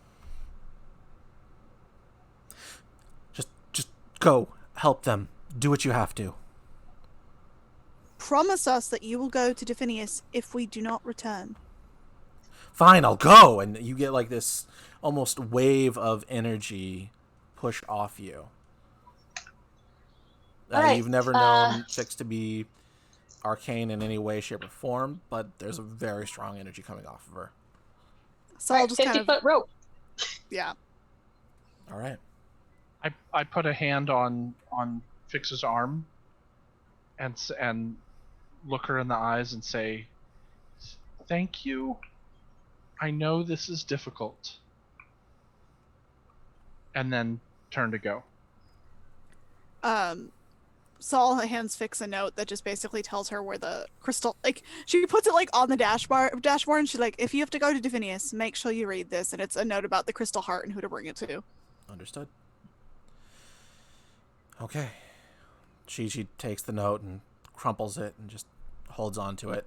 She's trying to keep it together.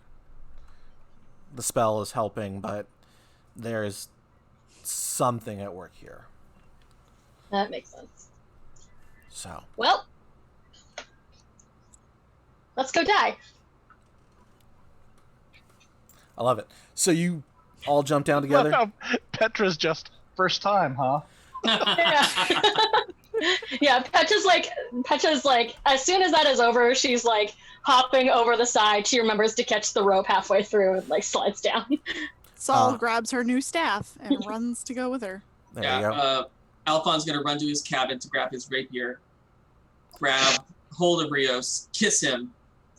I'll be back soon, and race off. Okay. I'm sorry. And I'll quick. just run. Oh, just saying, I'll run for the rope with what I have. Okay. Yeah, we'll go ahead and say that during that trip back, you were able to craft a new weapon, and if you wanted to craft one for Clara's character, you could do so as well.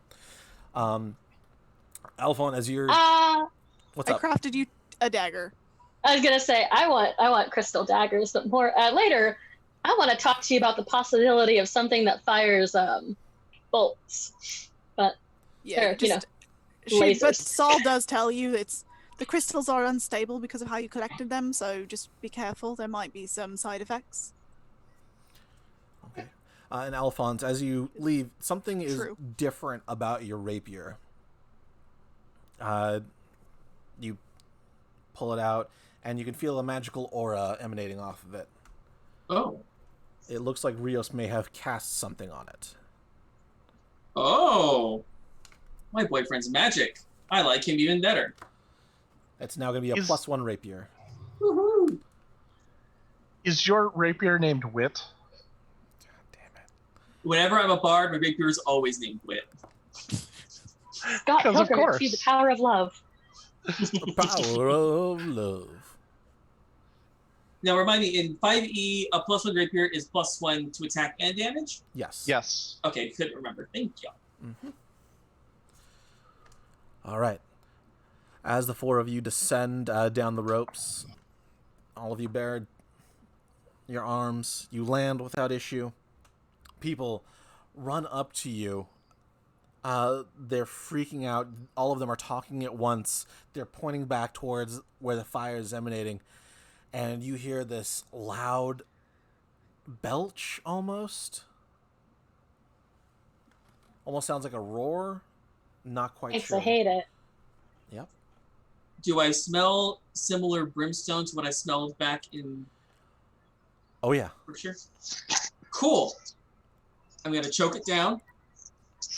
No, it's not the time. It's here. This is what took the notes. This is what the Empire's wrought. Not to be confused with rot. Really? Now, Sal. Is what let's- my look says to Sal. Saul does not say that. I advise we proceed with caution from here and see if we can get the jump on it. What are you going to do with these people? How many are there? Okay. There are more people showing up every second as they see, your ship is here. How many can we fit on a ship? As many as you can. They've got to climb the rope up there, so that's the first hurdle. Well, so, okay. Can we can we send back to Fix and see if she's miraculously gotten better? You radio back, and you get no response from her, but Roth picks up the stone. Hello? Who's this? Roth, Yes. Roth, Yeah. Can you bring the ship down so we can load some people onto it? I can try. I don't know where Fix went off to. Yeah, I've got this. And the ship kind of warbles real unsteady like, drops like a stone 20 feet down before stopping midair, and then kind of rocking back and forth into a landed position. And we're down. That's my first landing. Well, Get Althea and Marie to help you load the refugees on board. Can I address the refugees en masse to try to get them to Do as you like, sir. proceed in an orderly fashion? keep your Basically, hands and feet. Don't riot, please. Dear Mass, don't riot, please. That's a 21 persuasion check. I'm going to say that your charisma, your booming voice, what have you, your clear-cut words lets everyone know, don't riot. Your Proceed charisma nerve and- you need to tell it. Exactly. We are here to help, but we can only help if you let us. Please proceed calmly. We are here. We will take care of it. We will do everything we can to get you all to safety. Okay. Everyone calms down, but, proceeds to move in an orderly fashion, as it were. Was there a village elder or a mayor or someone There is a nominally mayor. in charge of this town? Mm-hmm. Aaron Sparrowhawk. Yes, with her many dogs. Small Pomeranians, lots of them. I don't think that I met her, so Saul Could did, maybe- though. could maybe someone ask her if she has any information about what this thing is? You don't see her. Or, okay. I Yeah, can Saul, tell you Saul what met it her. is. It's a dead body that the Empire's infused with the spirit of a demon. It's Well- effectively a flesh golem. Let's go fight it. I don't see the mayor anywhere, so chances are she's back with it. So, do you all head Maybe off? she'll be less Yeah, salty head- about the mine. Head towards the noise and the opposite direction that people are fleeing from. All By all right. means, let's run towards the screaming. Yep, All right. that's our job. That's why we get the big bucks. Mm-hmm. So you head towards the screaming, weaving through the crowds as many of them are trying to get aboard your ship. Others are just running down the hills themselves, taking their chances with nature. As you come around the corner, you see this figure, huge, giant belly, huge round arms, round head. Everything about it is round, almost like the State Puff Marshmallow Man was a person. And you see in its mouth is the leg of Aaron as it swallows her up as if you're eating a thing of spaghetti. Because that's how I eat spaghetti. Oh, more to play! I'm hate it. hungry. Who's next? I hate it so much. Question. Yes. Dumb question. Weird Sure. question. Did it chew? No. Awesome. Exactly what I need to know. So so how- many how- questions. How big is this thing? This thing is 15 feet tall, at least 5 feet across. Well, it won't be hard to hit. Imagine like a minivan on its back. Okay. Or like a minivan Okay. standing straight up. Yeah. Should we roll for initiative? Yes, you or- should. Well, I guess Okay. depends. Did you want to talk to it, or you want to start fighting it right away? Want to see if you? There's no element of surprise, so we gladly accept its surrender. So, what would you like to? How would you like to approach this? Joey. I mean, Saul is like getting her staff ready since there's no element of surprise. She's igniting it. It's an abomination of always- the Empire. I'm ready to fight it. Like, All right, whatever. I tried. if it were a person from the Empire, maybe talk to it, but this is clearly an abomination. I mean, it has a mind of its own. It could probably It be made to ate deal with. people. But it didn't chew, which means they may still be in there. I hate it. Thanks, I hate it. Everyone, we should surround it and make sure that it cannot get to any other innocents. My thoughts Sorry. exactly. Me too.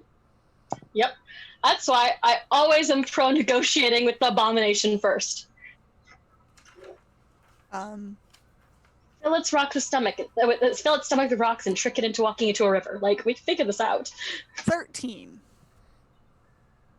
19. Okay. 6. Great. So, Maktaba's can't- going. Here's the thing. I can't roll good initiative. I can't roll fast initiative when I play a character that wants fast initiative. I can only roll fast initiative when I play a character that does not want fast initiative.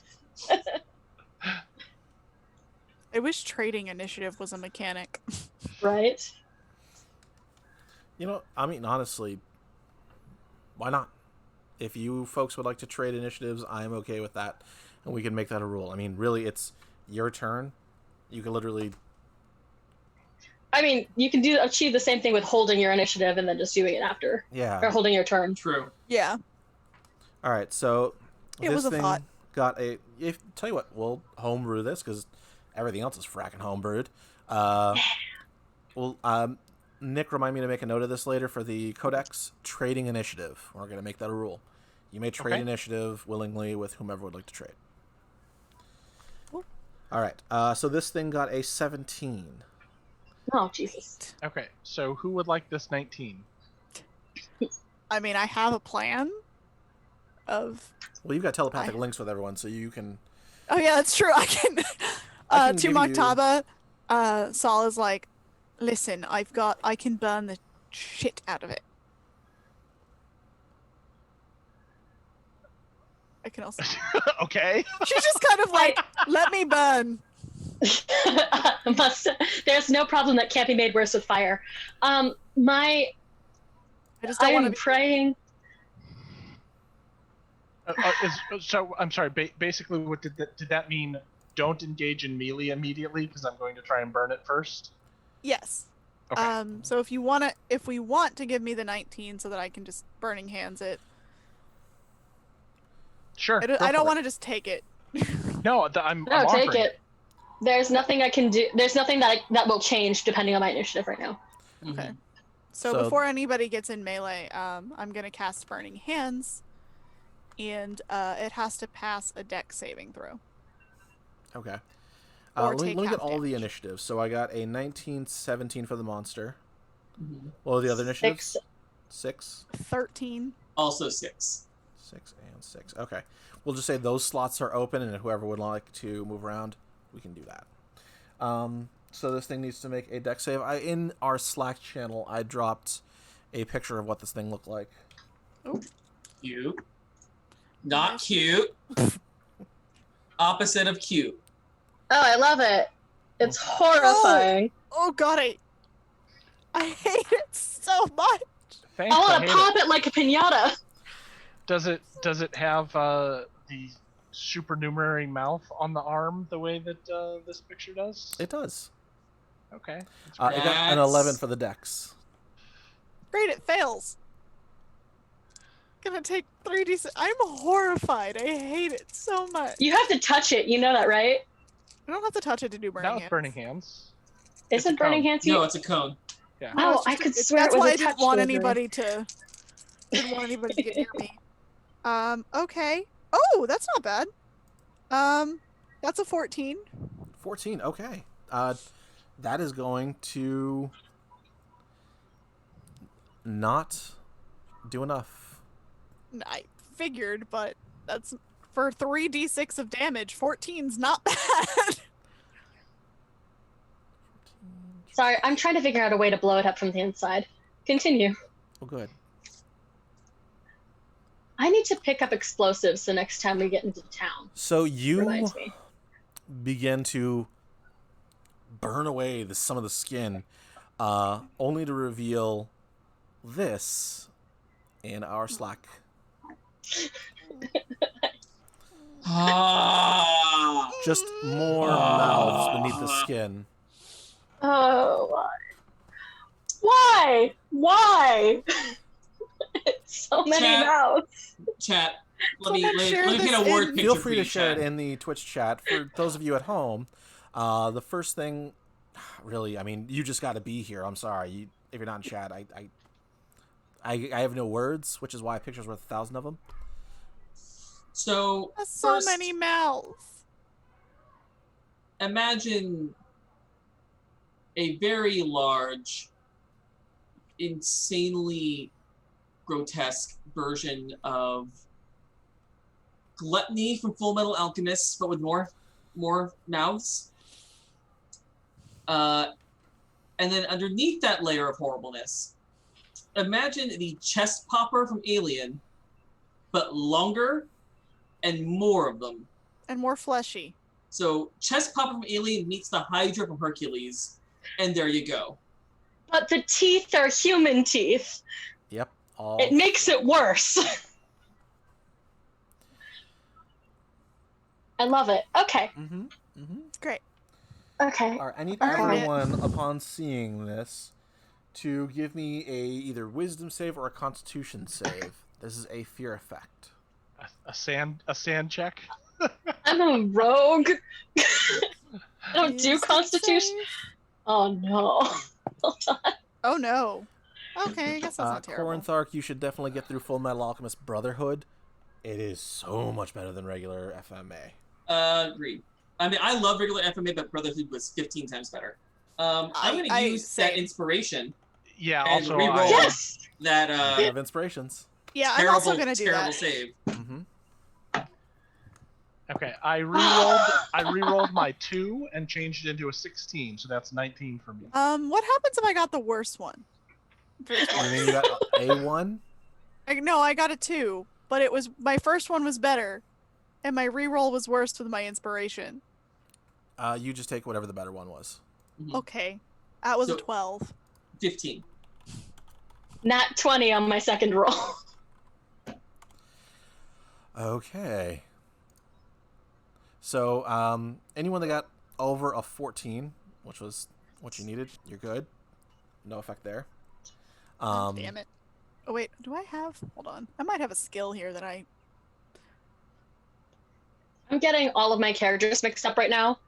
So I'm like trying to remember if I have things that like keep me from fear, because I know I do have one that does. Yeah, if you're immune to the status frightened, great. Otherwise, you'll be frightened, so that means you'll have a disadvantage on ability checks and attack rolls while the source of your fear is within the line of sight. You also can't willingly move closer to the source of its fear.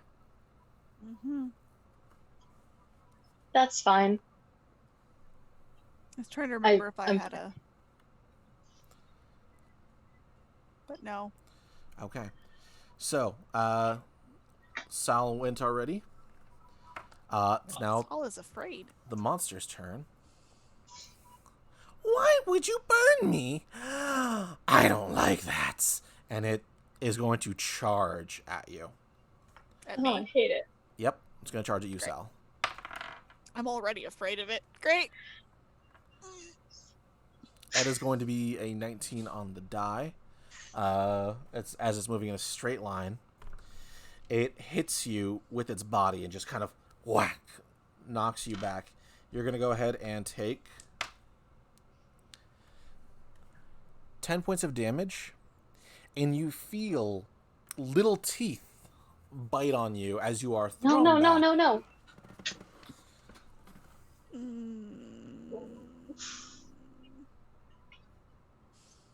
All right. Next up is the 13, 6, and 6. So since How much damage did I take? you took 10 points of damage, and you are knocked back an extra 10 feet. Cool. All right. If no one objects, I'd like to take 13. Yeah, go for it. Okay. Go for it.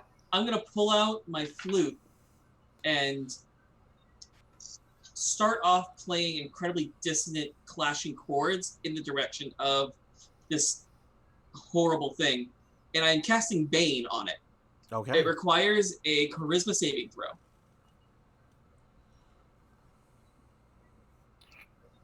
Alrighty. Charisma based.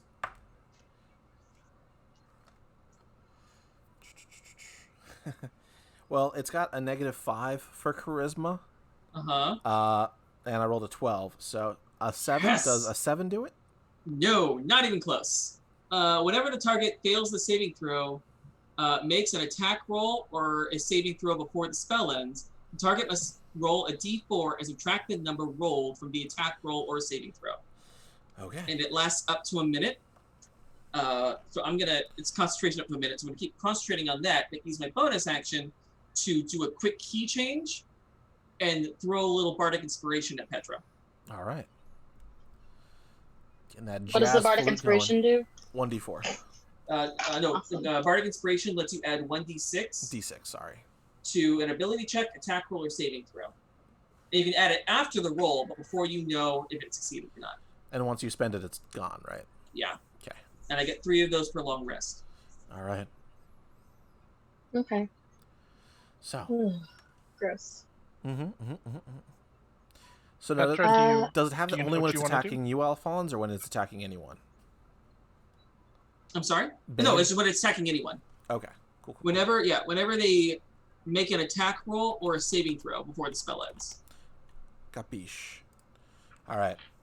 So, Petra. That's not Maktaba. Unless Maktaba wants it, I will take it. Well, we're both 6, but if you have something to do, go ahead. I mean, I'm gonna shoot it. Okay. Like unless you have something that's gonna make the shooting better, I'm gonna shoot it. Not yet. No.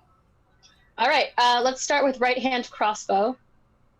Guess there's no way to make that any funner. We'll see. I thought you had Sorry. your from the grave thing. Oh, I do. But remember, I get 2 attacks usually. I think I actually get a sneak attack, especially if it's nearby. Let me double check. Well, it is I mean- engaged with Sal, so Yeah. Yeah, so Not Bolt from the attacking Grave me. does sneak attack damage. Yeah, it's sort of like you can use Bolt from the Grave as your sneak attack, or you can just sneak attack. Yeah. So basically, at this point, it's a matter of flavor and how many dice I want to roll. I mean, I would definitely take the sneak All attack damage. the dice. Does a 24 hit it with Barely. crossbow? Oh, wow. Hold on. Let's say it does 7. The crossbow bolt does 7 damage, and then does a 21 hit it? It does. I have to ask. That's 9 more points of damage. Oh, sorry. Plus 3. So 12 points of damage. 12 more points of damage. Okay. All right. I use offhand bolts from the grave, I guess. All right. Sounds good. Maktaba. Can I run around to the other side of it? Yeah, you can get around it and flank it. Okay. So I'd like to do that, and then I'm going to lash out with my staff and with an unarmed blow. So with the staff, I got a 16, unless I have advantage on any of these for flanking. I don't know if we're using flanking rules. We are using flanking rules, but I don't think anyone else is in melee. Sal's been knocked back 10 feet and cannot move closer. Clara made a range attack, and same for Aelfonn. Great. Okay. So does a 16 hit? 16 does hit. Great. And how about a 6? No, unfortunately, the 6 does not hit. Great. Okay, so my staff lashes out for 4 points of damage. Okay. And then I think that the way that if it moves the way that picture suggests that it moves, I think that it probably just gets out of the way of my my offhand hit with it. So I jab with the staff and come across with my other hand, but do not connect. Okay. Sounds good. Top of the order, it's going to go back to either Sal or whoever wants the 19 slot. Nope. Sal, take it. All right, so Unless Aelfonn has something that he can do stat-wise. Not well. We can give this a shot. Yeah, I'll go. Let's see if I can at least do this. And it'll do something. I'll take the 13 then. Okay. So I'm gonna let the dissonant chord ring and maintain the concentration. Oh no, that's not a concentration spell. Never mind. Saul should go first. The concentration spell's not worth it. Okay, so Saul, being kind of now afraid of this thing, is going to try and push it. And it must make a strength saving throw. And I'm going to spend 3 side points to do this. So it will be, on a successful save, it will be pushed. It's going to be pushed 15 feet away from me. Or on a failed, and then it will take 3d8 damage and half if it succeeds. Okay. It failed. It got a 4 plus 5, which I'm going to say a 9 is probably not going to succeed. Nope. All So right. it's pushed 15 feet away from me, and it's going to take 3d8 of damage. Okay. Maktaba, you're going to need to make a reflex save. Okay. Because you're on It's the pushed other... in a straight line from me, so I don't know. And Maktaba was on the other side of it because he wanted to flank it. Oh, Yeah. Mm-hmm. I did not know that you were there. Sorry, I didn't. I thought I was picturing you. All right, 7. I didn't get a lot out of this 3d8, but 9. Okay, it's something. Damn it, d8s. My dex save was a 9 also. All right, unfortunately, you are not going to be able to get out of the way as this thing... does it fall prone, or is it just pushed back? It's just pushed in a straight line away from me, which I figured is what she would do in fear. Okay, so it raises up its arms to block, and it's pushed back. The mouths on its back chitter and bite at you, Maktaba. Let's see if they're able to pierce through your armor. Does a 14 hit? No, I dodge out of the way of that. Okay, so we'll say it just doesn't pierce your armor, but you are also pushed back an additional 5 feet. Oh, can I try to break whatever fear I'm dealing with? Yes, but that happens at the end of your turn. Okay. All right. Are you going to move at all? Do I have to, or do I just not want to move closer? You just don't want to move closer. Okay, so I'm not gonna move. Oh. Saul is trying to fight it. No, wait, that was a save on my part. Never mind. I failed anyways. Let me check something. Okay, yeah. Because I had to make a save, which would have been a disadvantage because of Bane. And, yeah. It still failed. Wasn't spectacular or anything. So give me that save. Save Wisdom, from frightened. right? Yes. Nope, that's an 8. Okay. You're still frightened. skitters back, stops. I don't like you, and just begins to vomit out acid. A pool of it begins to pour outwards towards everyone within a 15-foot radius. That's going to include Maktaba and Sal. Clara. Wait, I was pushed away from that's it, right. and then I You pushed it them and then further pushed away them from further. me. So it's just Sal, unfortunately, who's going to be caught in the Just radius of this Maktaba. acid. I'm sorry, Maktaba. Thank you. Just Maktaba. Maktaba, this looks like stomach acid is poured out on the ground beneath your feet. Give me a reflex save to get out of the way of it. That's a 20 on the die, so 23 is a dex save. All right. We'll say that. You tell me how that looks. There are some ledges of buildings near you. There's a fountain to your right. How would you like to nimble out of this one? I think that the stomach acid comes shooting at him, and he looks like he falls over backwards, but does like a backwards kip up, and then lands on a ledge right next to the right next to it. Okay. All right, and that's going to be its turn. It's just going to continue to do this. So there's now a pool 15 feet around him. Gross. Yeah. So gross. Listen, this is what happens when I get to design my own monsters. All right, so who wants the 13? I have an idea that can help Blythe, but if someone else wants to go, I have an action that'll help the next person. Hopefully. okay.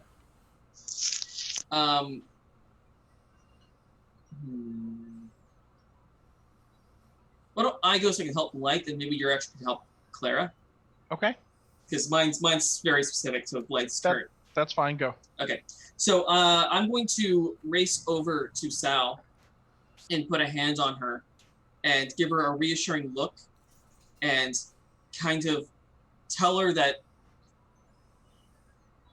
she reminds me of a great hero of the Order. Hero. You know, that famous hero of the Order. Yes. And I'd like to cast Heroism on Saul. And they're imbued with bravery. Until the spell ends, the creature is immune to being frightened and gains temporary hit points equal to their spellcasting ability modifier. So I can't maintain it, but the immunization should at least break what you have currently. Because I think Bane is stronger. It's probably a better thing to maintain, but at least it should break your fear effect. I would appreciate that. Yeah. So that's what I do. So I put a hand on your shoulder, like, you can do this. Just remember, insert hero name here. Oh, that famous hero. Saul kind of famous. pats you and is like, "Thank you." Go get him. All right. And on my turn, I will charge into battle. I hope so. Yeah. All right, so Maktaba, Clara, who wants to go next? Taba wanted to do a stat thing, didn't you? Yeah, I'm going to from my perch, I'm going to cast Guiding Bolt, Yes. which is like a candle flame that streaks towards him and just gets bigger and bigger and bigger until it hits him. Okay. And on a hit, it's 46 damage, and the next person has advantage. Mm. And it's radiant damage, isn't it? Yes, it is.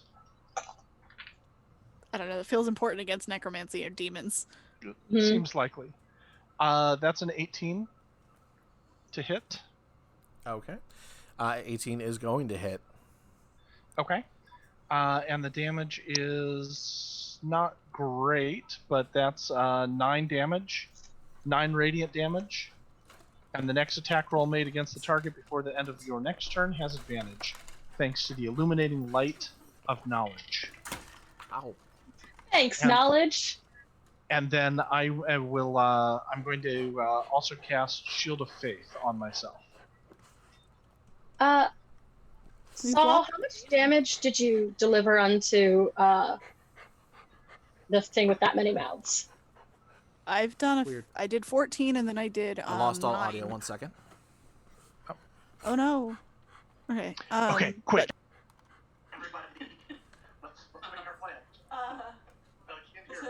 We have no plan. But yeah, so I did 25 points of damage from my. And then. Thank you. Oh no! Come on. Because we're at 58 points of damage. I'm taking this. Hold on, we're echoing. 1 second. Assuming that it doesn't have resistance of some sort. Yeah, my That is- pen died, so I'm not taking notes anymore. I only do it when it's D&D. I usually Okay. take tons of notes.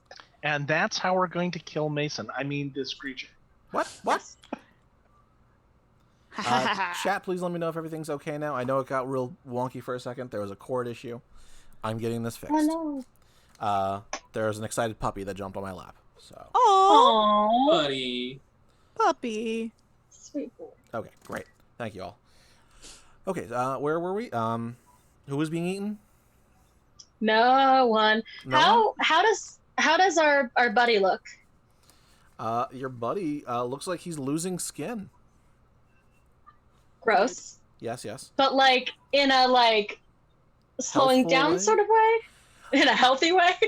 How much In a way damage that's did you do, helpful to Maktaba?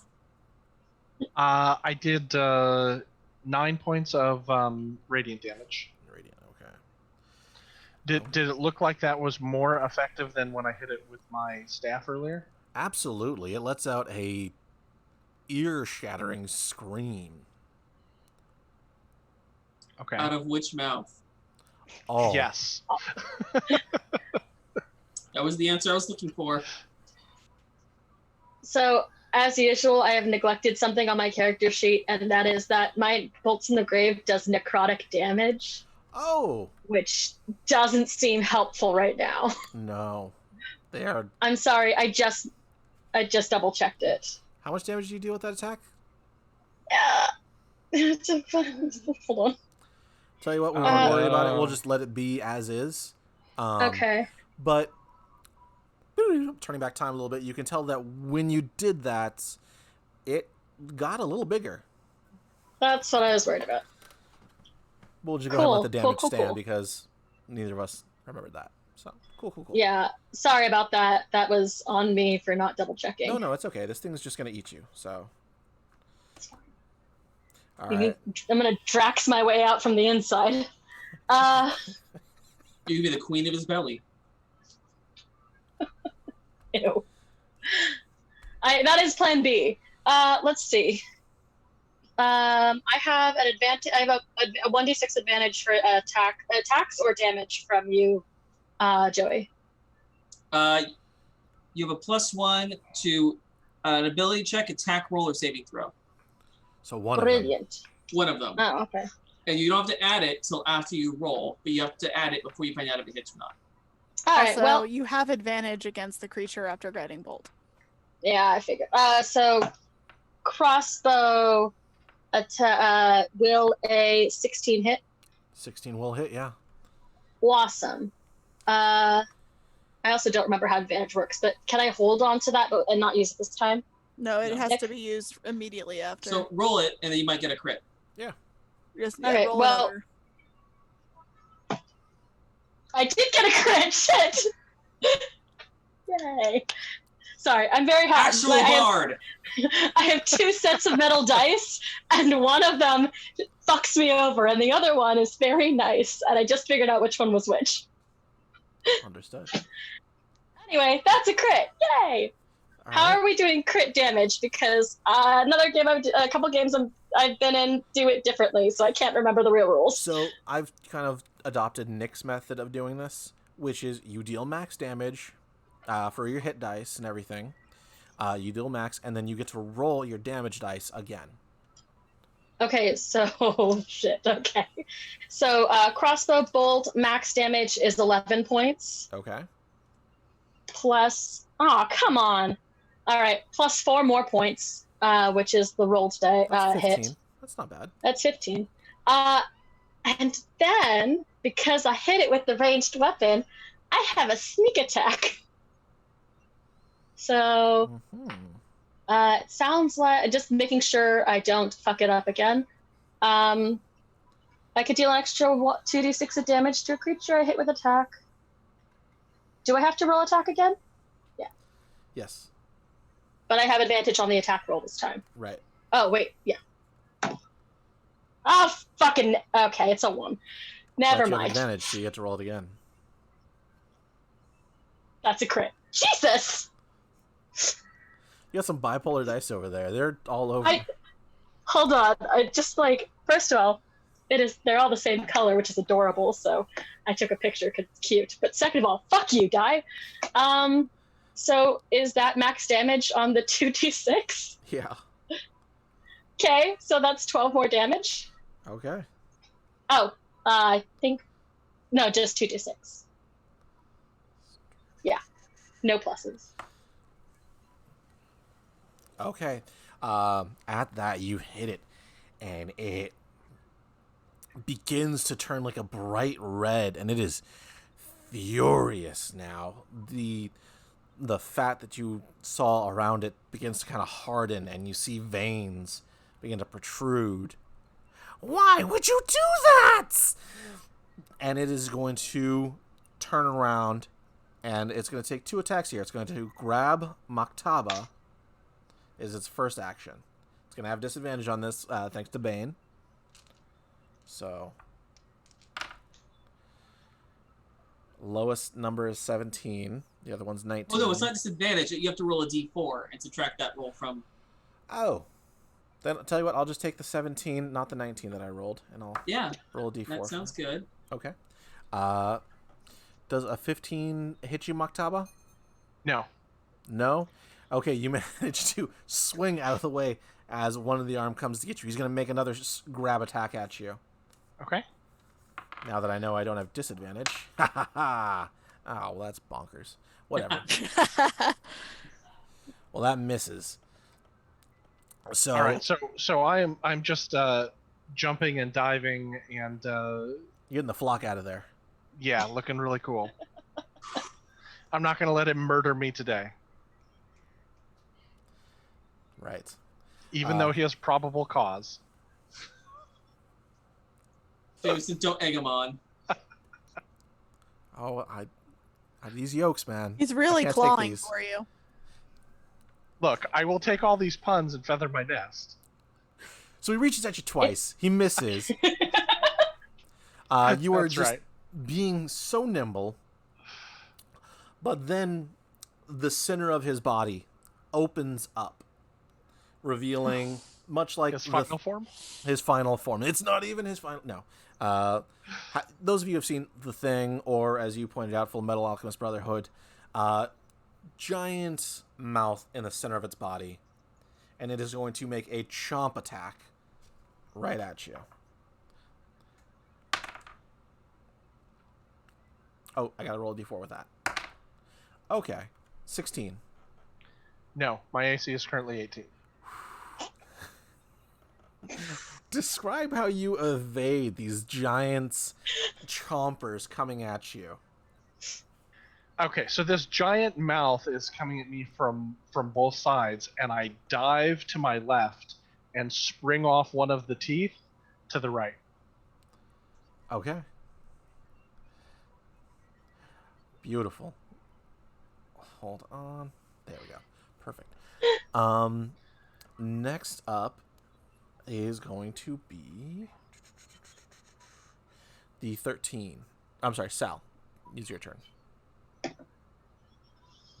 Is it? Wow, I feel like what? I can't even remember what happened. Well, I think we're back to the 19, right? Yeah, back to the 19. Yeah. So whoever takes that. So Saul, is the acid still there? Acid is still there. All right.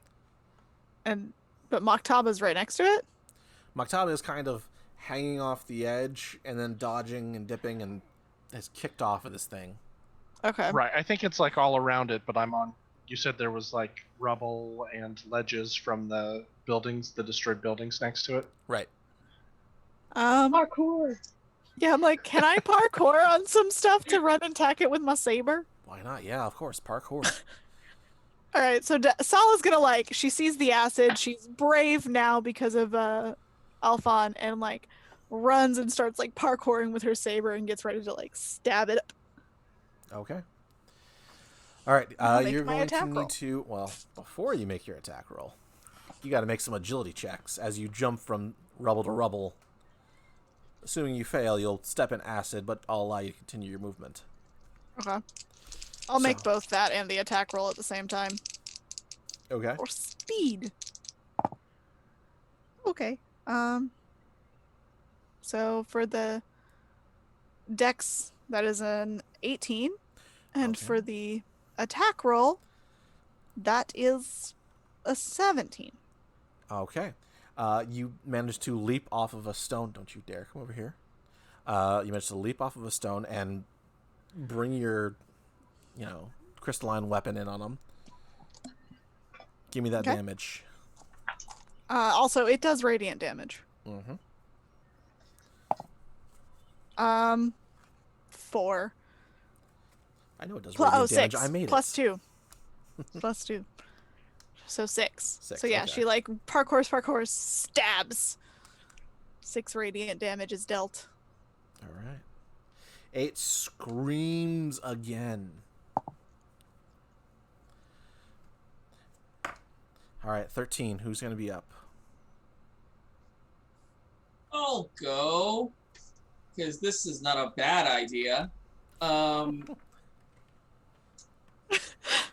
and in kind of an inspiring loop, is inspired by Saul's recovery and her showmanship. Mm-hmm. And that paired with his hatred for this absolute abomination that everything the Empire stands for, he's going to try to follow in her footsteps. He wants to do a little parkour action and try to stab it in the face with his new magical sword. Please do. Oh, God. Okay.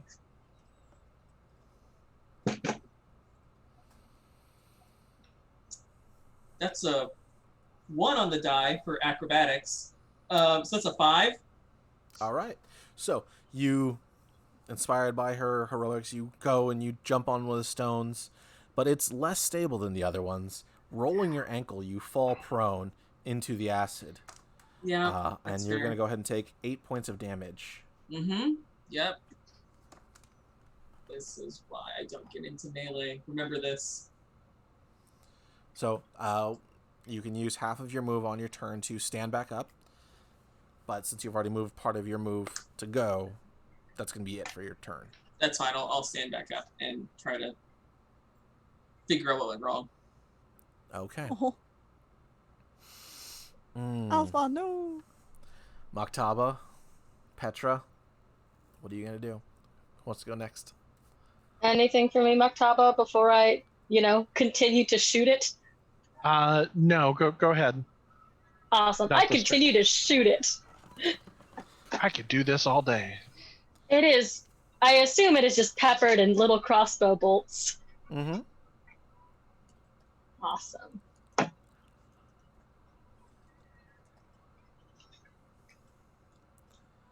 I have to write a very nice note to Kraken Dice. I shit you not, this is my 3rd crit this I think at that point you go to jail. We'll check the rules, but... Mm-hmm. I feel so bad. But yeah, that's another crit All right, go ahead and roll that. on a Give me that crossbow damage. bolt. No. Max damage plus the... Plus the damage I die. do want to.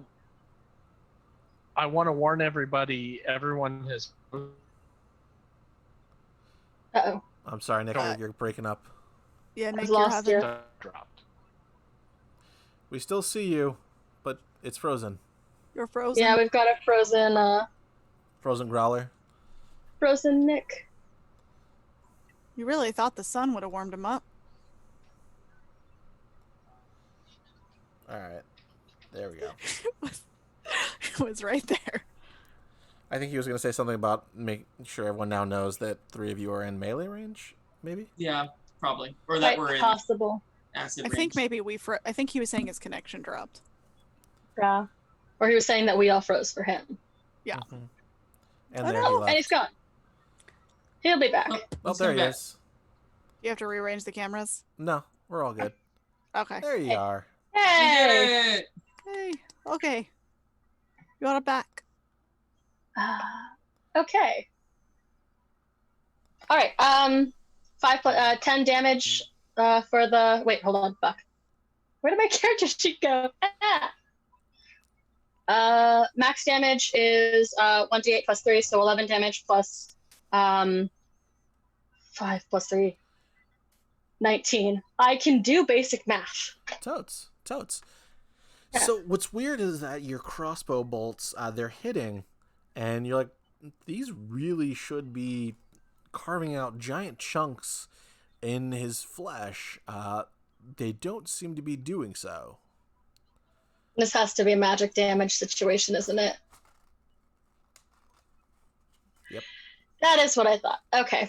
I was gonna say I was taking notes on the damage we've done, and it is not looking nice. So it would be.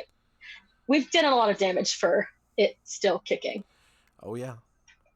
All right. With my, can I still take my sneak attack? Sure. All right. With my sneak attack, I would like to. Oh, I hate this. I'd like to throw one of my crystal daggers at it. Okay. I don't want to get near it. There's acid everywhere. No, go ahead and throw it. It's good. Let's do that thing.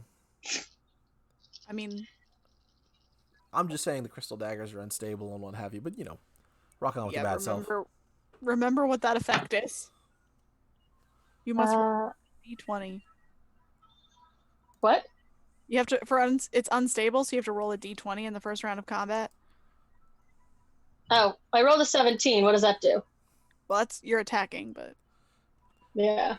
Okay, so you in the first round of combat, whenever you have an unstable crystalline weapon, between a 20 and 6, the weapon works fine for the remainder of combat. For a 5 to 2, Okay. the weapon will not activate for that round. And on a 1, it Shall explodes. I roll again? So you have to roll again for the attack, Shit. yes. All right. So it activates. Good. All right. In that case, let me pull up crystal dagger stats just to make sure. It is on page yeah. I have it. 15. Is it a +5 to attack like my regular daggers? Yes. Or to hit? Sorry. In that case, a 16. 16 hits. Awesome. I really hate wasting it like this, but I kind of hoped it would explode in it. Yeah, since you're proficient in it, it's 1d6 plus your modifier. All right.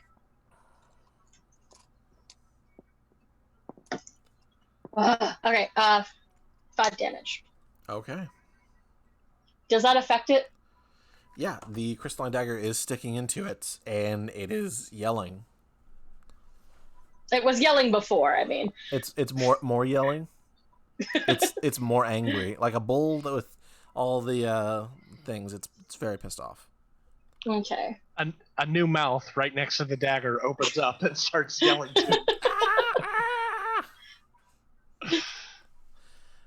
All right, top of the order.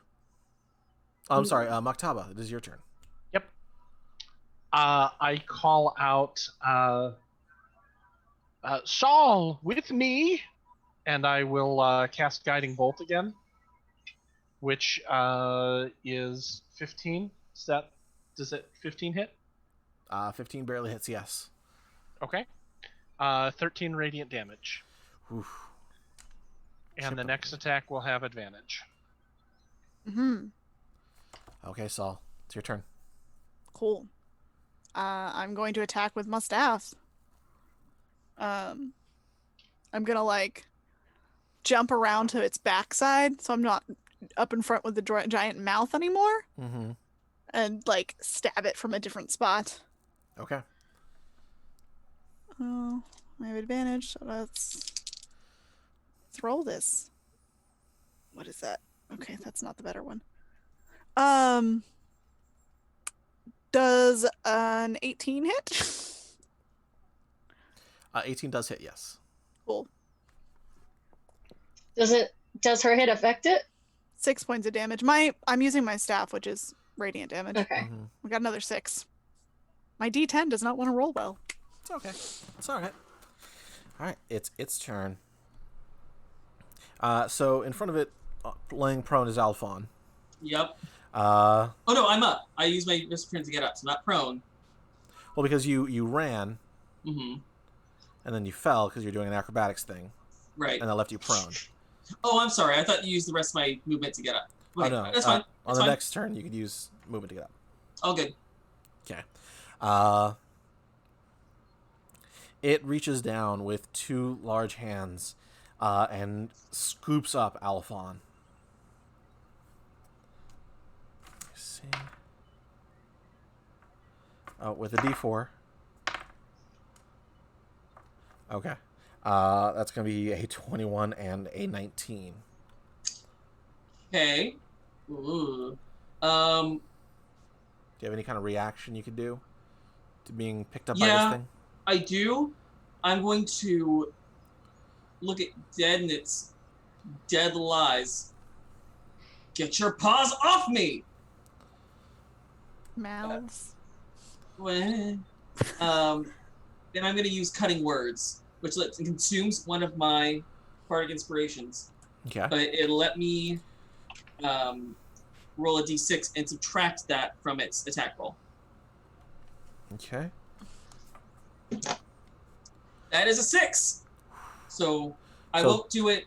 You said it was a 20-something and a 19, right? 21 and a 19, yes. Okay. So I'll take it off the 19, which brings it down to 13. Which will... Okay. Which, now I'm looking at it, will still hit because my armor's a 13. Do you want to hold on to it? Yeah, I'll hold on to it. Okay.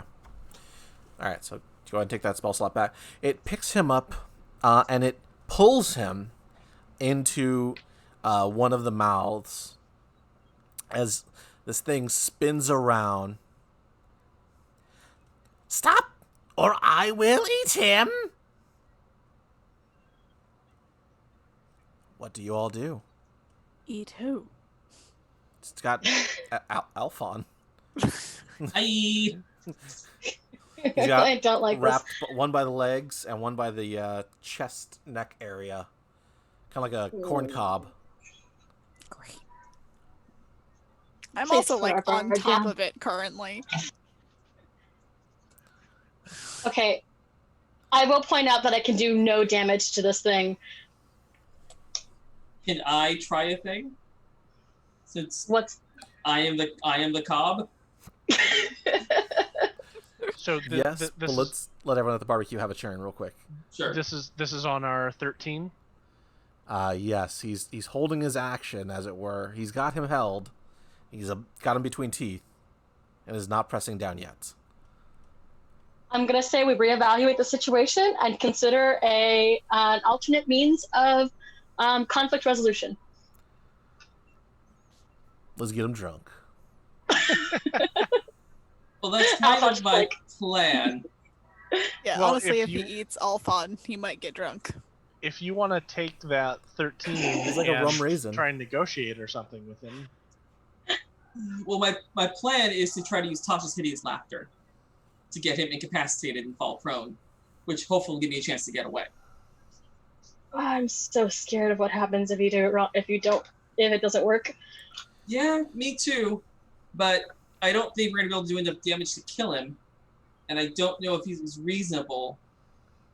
We never tested that theory. Can we dismember him? You may try. Oh, I don't So, know Okay. that. If you hold on. Aelfonn, what are you doing? I am gonna cast Tasha's hideous laughter. He has to make a Wisdom saving throw, but he takes that D4 against the save oh my because God. of Okay, Bane. you're sure? I say go for it. Yeah, yeah, I'm sure.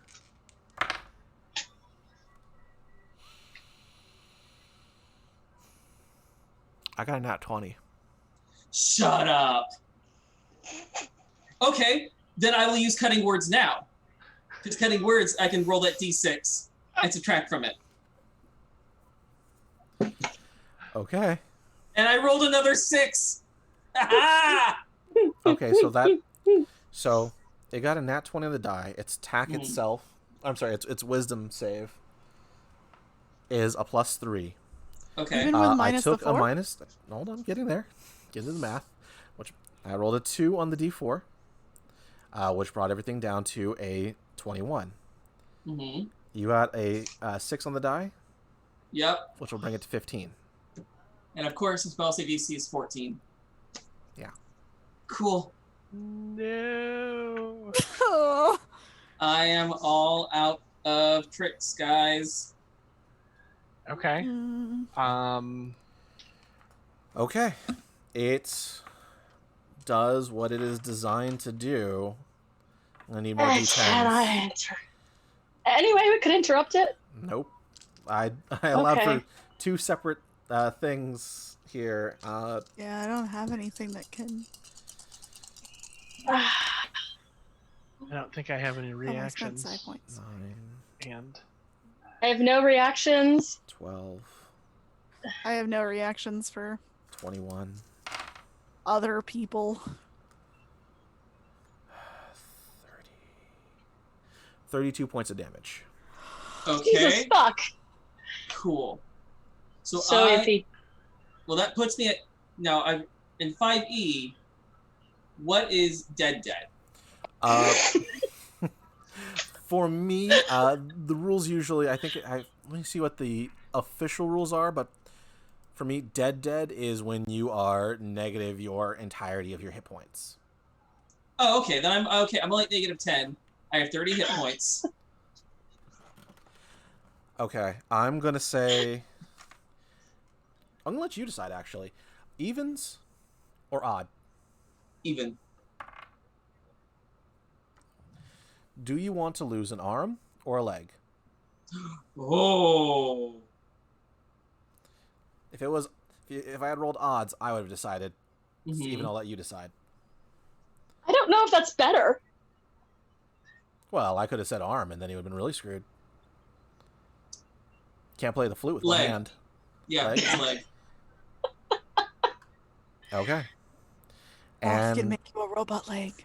he that. bites off Aelfonn's leg in front of you, and you see him just chomping on it. I warned you! I said don't do anything! Want to test me again? Not really. I mean, we have to get Aelfonn away. He's not just gonna let Aelfonn go. Okay, James okay. V, is letting us know that you are instant dead if you instantly hit negative your full hit point total. So great. Right. So we're good. Hey, thank you, James. Mm-hmm. Okay, I think it's time for an alternate course of fuck, our bard is dead. Unconscious. He's mostly dead. He's mostly dead.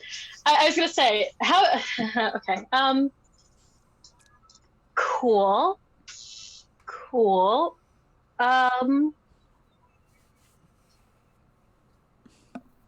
I can't do any damage to it, so. Fuck. Charm Person is a fucking spell in this game, isn't it? It is. But persuasion But you is can a skill. Exactly. But a persuasion roll is a skill. Hi.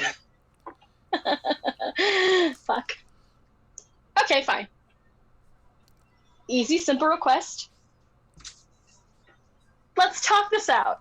Clearly, we're doing no damage. Your lugubriousness. Can you put down our friend? Because clearly you mean business. His beady eyes squints. Yes, I can make a trade. I didn't say trade. Does a 22 do anything for a persuasion roll? Tell you what. Leave me half. Half the Half of people on what? your ship. And I'll give you your friend. Saul immediately yells, "We cannot do that." That was okay. She's This like town- stabbing it in the back. Are you? I figured your thing is in his body Yeah. and whatnot. No, it is. Yeah. This town is full of chocolate, though. Did he find the chocolate yet? Go on. Chocolate tastes way better than people. He squints as if he's not sure what you mean. I will show you where all the chocolate is in town if you put down our friend there. He is so skinny, he is not a meal, and you know that. There was many bones and not much meat on the leg. Yep. And that's like most of a person. Like, legs are like half person at that point. There's nothing else there. Look at him. Give me another persuasion check.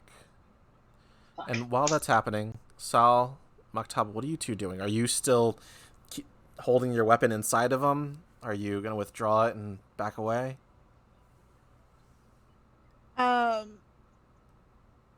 She's gonna trust Petra in this moment, and she's going to like backflip off onto the rebel. Give me an acrobatics check. Yeah, that's fine. I want to have fun flavor with what she's trying to do. No, it's totally fine. Just don't fall in acid. I'm trying not to. Oh, okay, 14. All right, you're good. Acid free. Maktaba, what are you doing?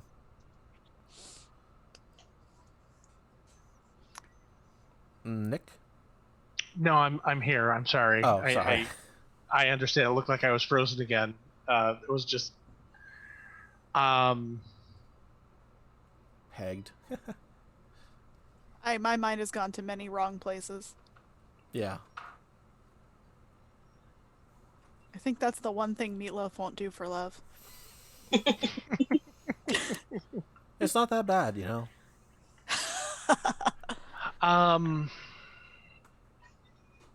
So the offer on the table here is that you are offering to convince him to eat chocolate and leave the people and Aelfonn alone.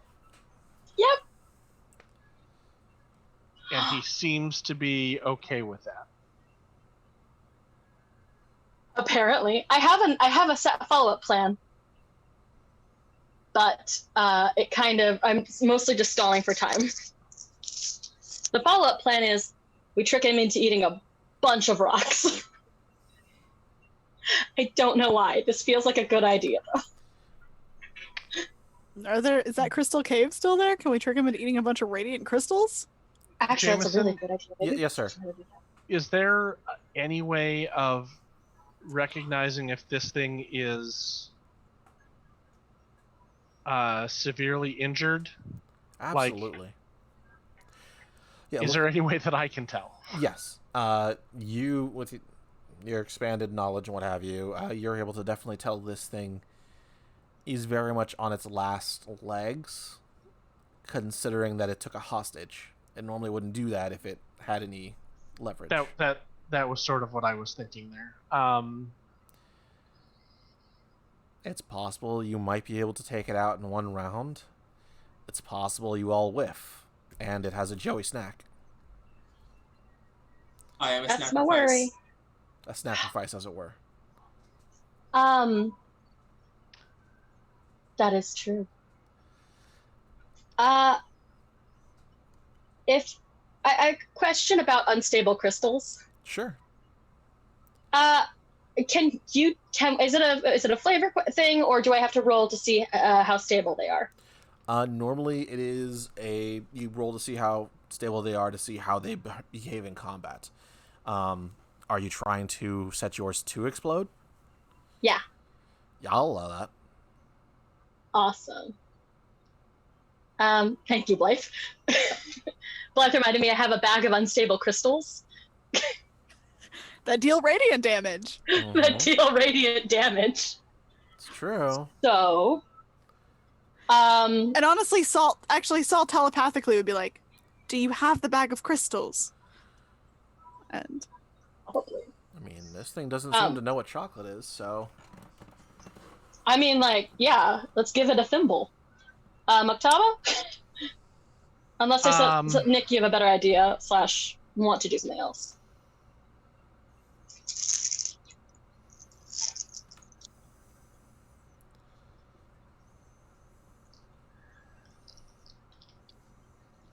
I can't let this abomination live.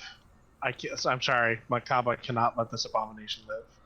We're not planning on letting it live. I'm planning on stuffing unstable crystals in its tummy. Right. Well, you have a telepathic person who can. So, can I tell to Maktaba, be like, she's going to try and feed it some unstable crystals. It might do some damage and get it to put Joey down. Aelfonn down. Not Joey. Names.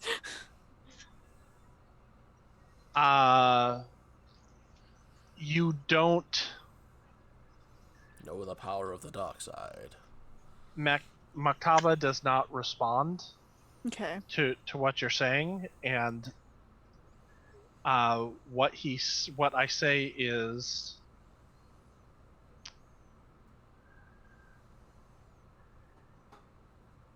foul creature of cowardice and avarice, you do not belong in this realm. And I'm going to drop my staff, summon my spiritual weapon, which in this case is a giant book, and attack with the crystal dagger. Okay. So I drop my staff, pull the crystal dagger from a pouch that I wear it on. Mm-hmm. To everyone else, Saul knows that Maktaba has a crystal dagger, but the two of you would not. He has not used it in the time that you have seen in the 5 years. That is the giant luminous book comes flying out of the ether towards him on an 18 for 12 points of radiant damage. Okay. And I come slashing in with my crystal dagger at a 17 as my attack, and 4 and 3 is with another 7 radiant damage.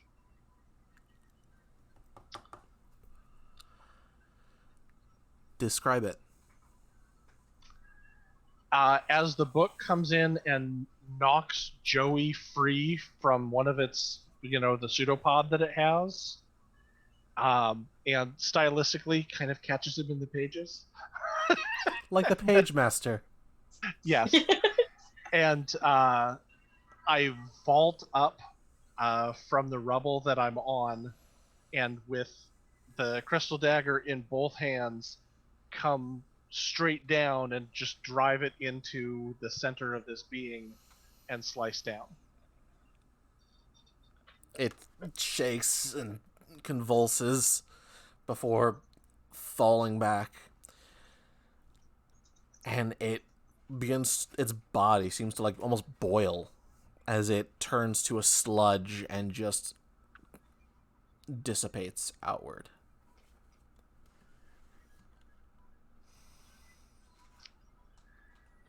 Gross. And then if we are out of combat, I will heal, or rather, on my next action, I will heal Joey. You're now out of combat. Heal Aelfonn, but yes. So you threw the book at it. Good job. Yes. Someone was going to make the joke. I'd been using a lot of candle imagery, so I figured it was time for a book, even though that was going to generate these jokes. Mm-hmm. All of us are like holding our breath for it.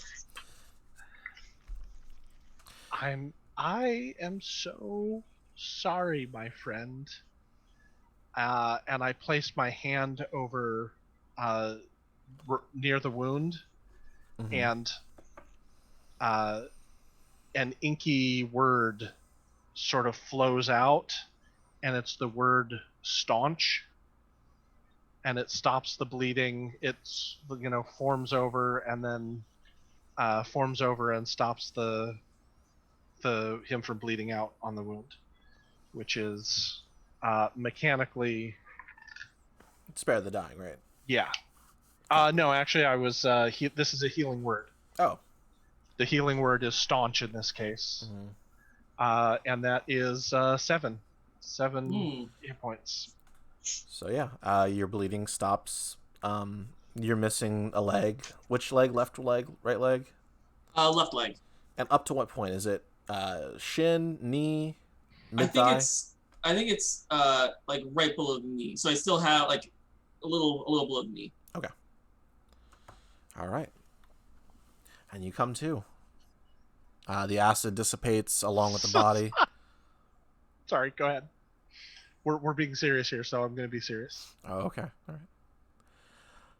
right. The fire still rages on in the city. What do you all do? Honestly, Petra's trying really hard not to yell at Maktaba.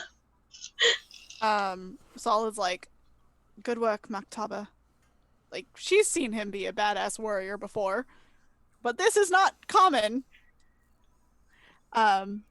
She's like, why don't you get him back to the ship, and I'll start working on putting out the fires. Petra, do you want to work with me? Like, don't yell at him. He just saved everybody's life. Yeah, sure. And once the fires are out, we can get everybody back in town. Okay.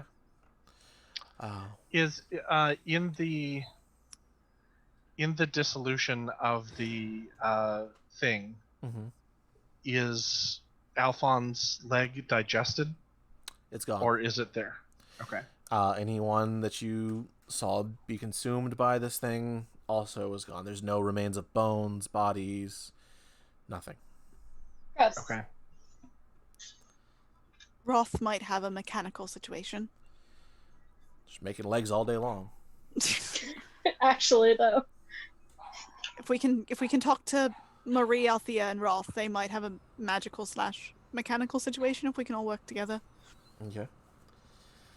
So, did Petra grab Aelfonn and take him to the ship, and is actually, glaring daggers at Maktaba, or what? Yeah, I think that Petra would have, in like the pettiest rage, grabbed Aelfonn out of Maktaba's hands and started carrying him to the ship.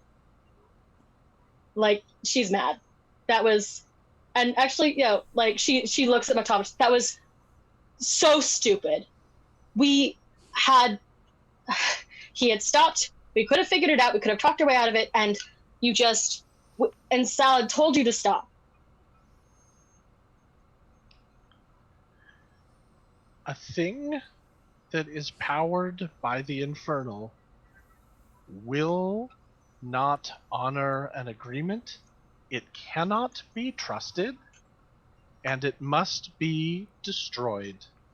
But it could be tricked, and it would have given us enough time to recuperate a little bit, or maybe get Aelfonn out to safety before you went and gambled with his life. You have no idea. I don't care about your faith. You have no idea if what you did was going to work. He was absorbing our hits.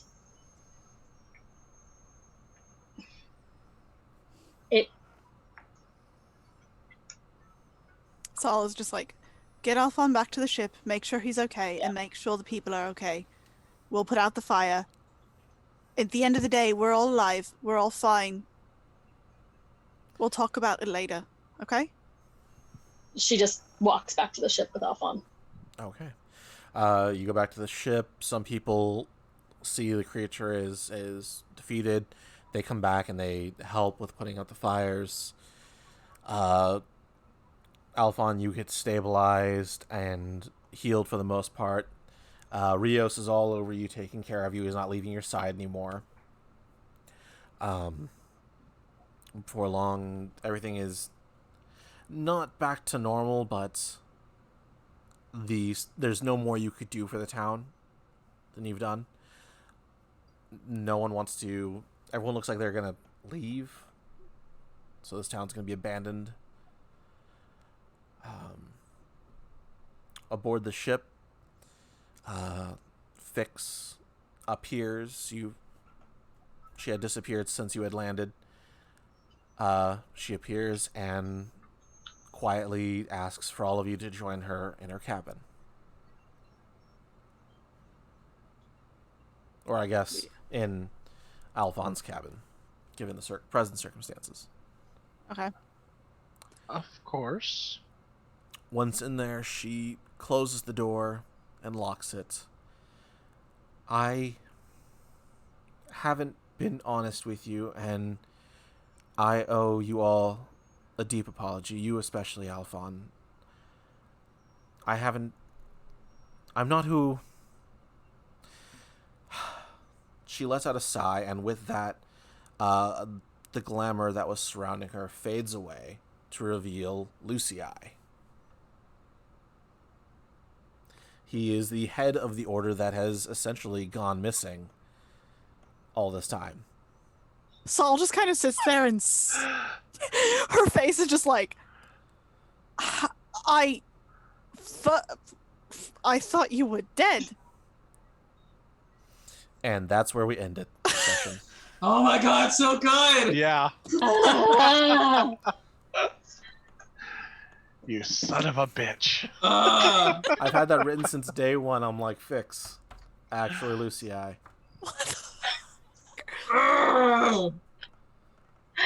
Well, shit. So. That's good. And in inter-party drama and good times. Yep. Thank you Sorry, all. Nick. I feel bad yelling at you. No, it's great. I mean, I can absolutely understand why Petra is mad at Maktaba, and Oh, I yeah. totally get it. I was like, it was really cool. All right. That's the end of tonight's session. We hope you enjoyed it. Join us next Wednesday. Tell your friends, please. This is as you can tell, good show. Come watch. Jolly good show. Pretty good. I like it. If you want to catch up on our past episodes, you can go to happyjacks.org/dyingembers. And if you want to find all the other APs on the Happy Jacks network, visit happyjacks.org/shows. Blythe, where can they get more of you at? Oh my god. Sorry. I'm still like, what? What just happened? I did not see that coming at all. Dang. Jameson, dang. Good work. So yeah, you can find me on the Instas and the Twitters at BlytheKalen93. You can also find me on Star Trek Perseverance on Mondays at 3 p.m. Pacific, 6 p.m. Eastern. That is on twitch.tv/ST_Perseverance. I play an android named Byron, who is adorable. Wednesdays, you can catch me here. Next Tuesday, I'll be doing a stream to play the game that I designed last night and see if what I designed is really fun or really terrible. It's going to be great. That'll be at 8 p.m. on Scabby Rooster. And I think that's everything I'm streaming next week. But yeah, Instagram, Twitter, if you want to see me talk about Star Wars as I read Star Wars books for the first time. Yay. Yay. Clara, where can they get more of you? Here on Wednesdays and all over the internet as clearly_golden. If you follow me on Twitter, you're just going to get a lot of rants about RuPaul's Drag Race. And D&D. You say that like it's a bad thing. Yeah. That's true. I'm very invested in this season, and I couldn't tell you why. I need to catch up. I'm like season 3. Fun. Aren't there pictures of your puppet too? Oh, yeah. I mean, like, I do weird shit on Twitter, and not, yes. And if you like mermaids and shit, you can follow me at mermaid_clarity. And you might even see my dragon puppet, which is happening. It's adorable. It's happening. Nick, we're going to get more of you. I will be here next Wednesday for more fun in the Dying Embers averse.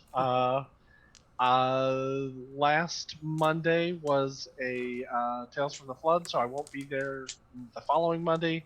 But in the second Monday from now, you can catch me there as well, which is Adventures in an Alternate 90s with kids who grew up in the 80s in the Tales from the Loop era. And you can always follow me on Twitter. Jeez, I can't even think of what anything is called. At Sungrowler. You can also follow me there on Instagram, but why would you? Because I never post. All right, Joey, we're gonna need more of you. You can find me on Twitter at Joey Nestra. You can also find me on this channel every other Sunday, not this Sunday, but the following Sunday, playing Glittering Knight, our Vampire 5e game, where I get to play a Toreador who's super extra and has 2 legs.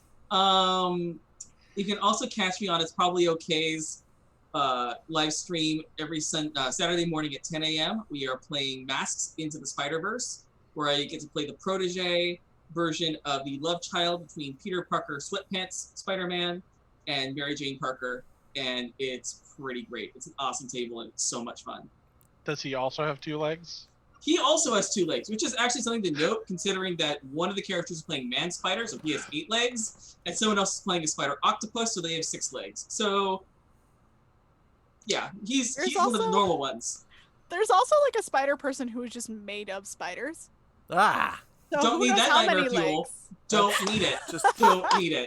So hold on. That's I'm a spiders. huge spider nerd. I'm a huge Spider-Man. I'm gonna fan. write that down. Thank you. Person is made that of spiders. Is that Spiders Man? Spiders I love Man. Spiders Yes. Man. Love it. Nice. I've been Jameson GM_Mace, like the weapon. You can find me online. That's what I'm on Twitter. Find me on Coffee, ko-fi.com/GMMace. I post up a lot of my homebrews up there, so check them out if you want them. I always do them for free, and if you want to drop something cool. I'm also on Games We Never Play, the podcast, where we play games off the beaten path. We build characters, play it, and then critique it. I mean, a lot of it. We just did Tales from the Loop last month. So much fun. We're doing something a little weird this season, or this month. We're playing Survive This Fantasy. Check it out. It's being kickstarted right now, so this is kind of a first for us. But until next time, we hope to see you next Wednesday here for Dying Embers 5e. Take care, y'all. We'll see you later. Bye. Bye.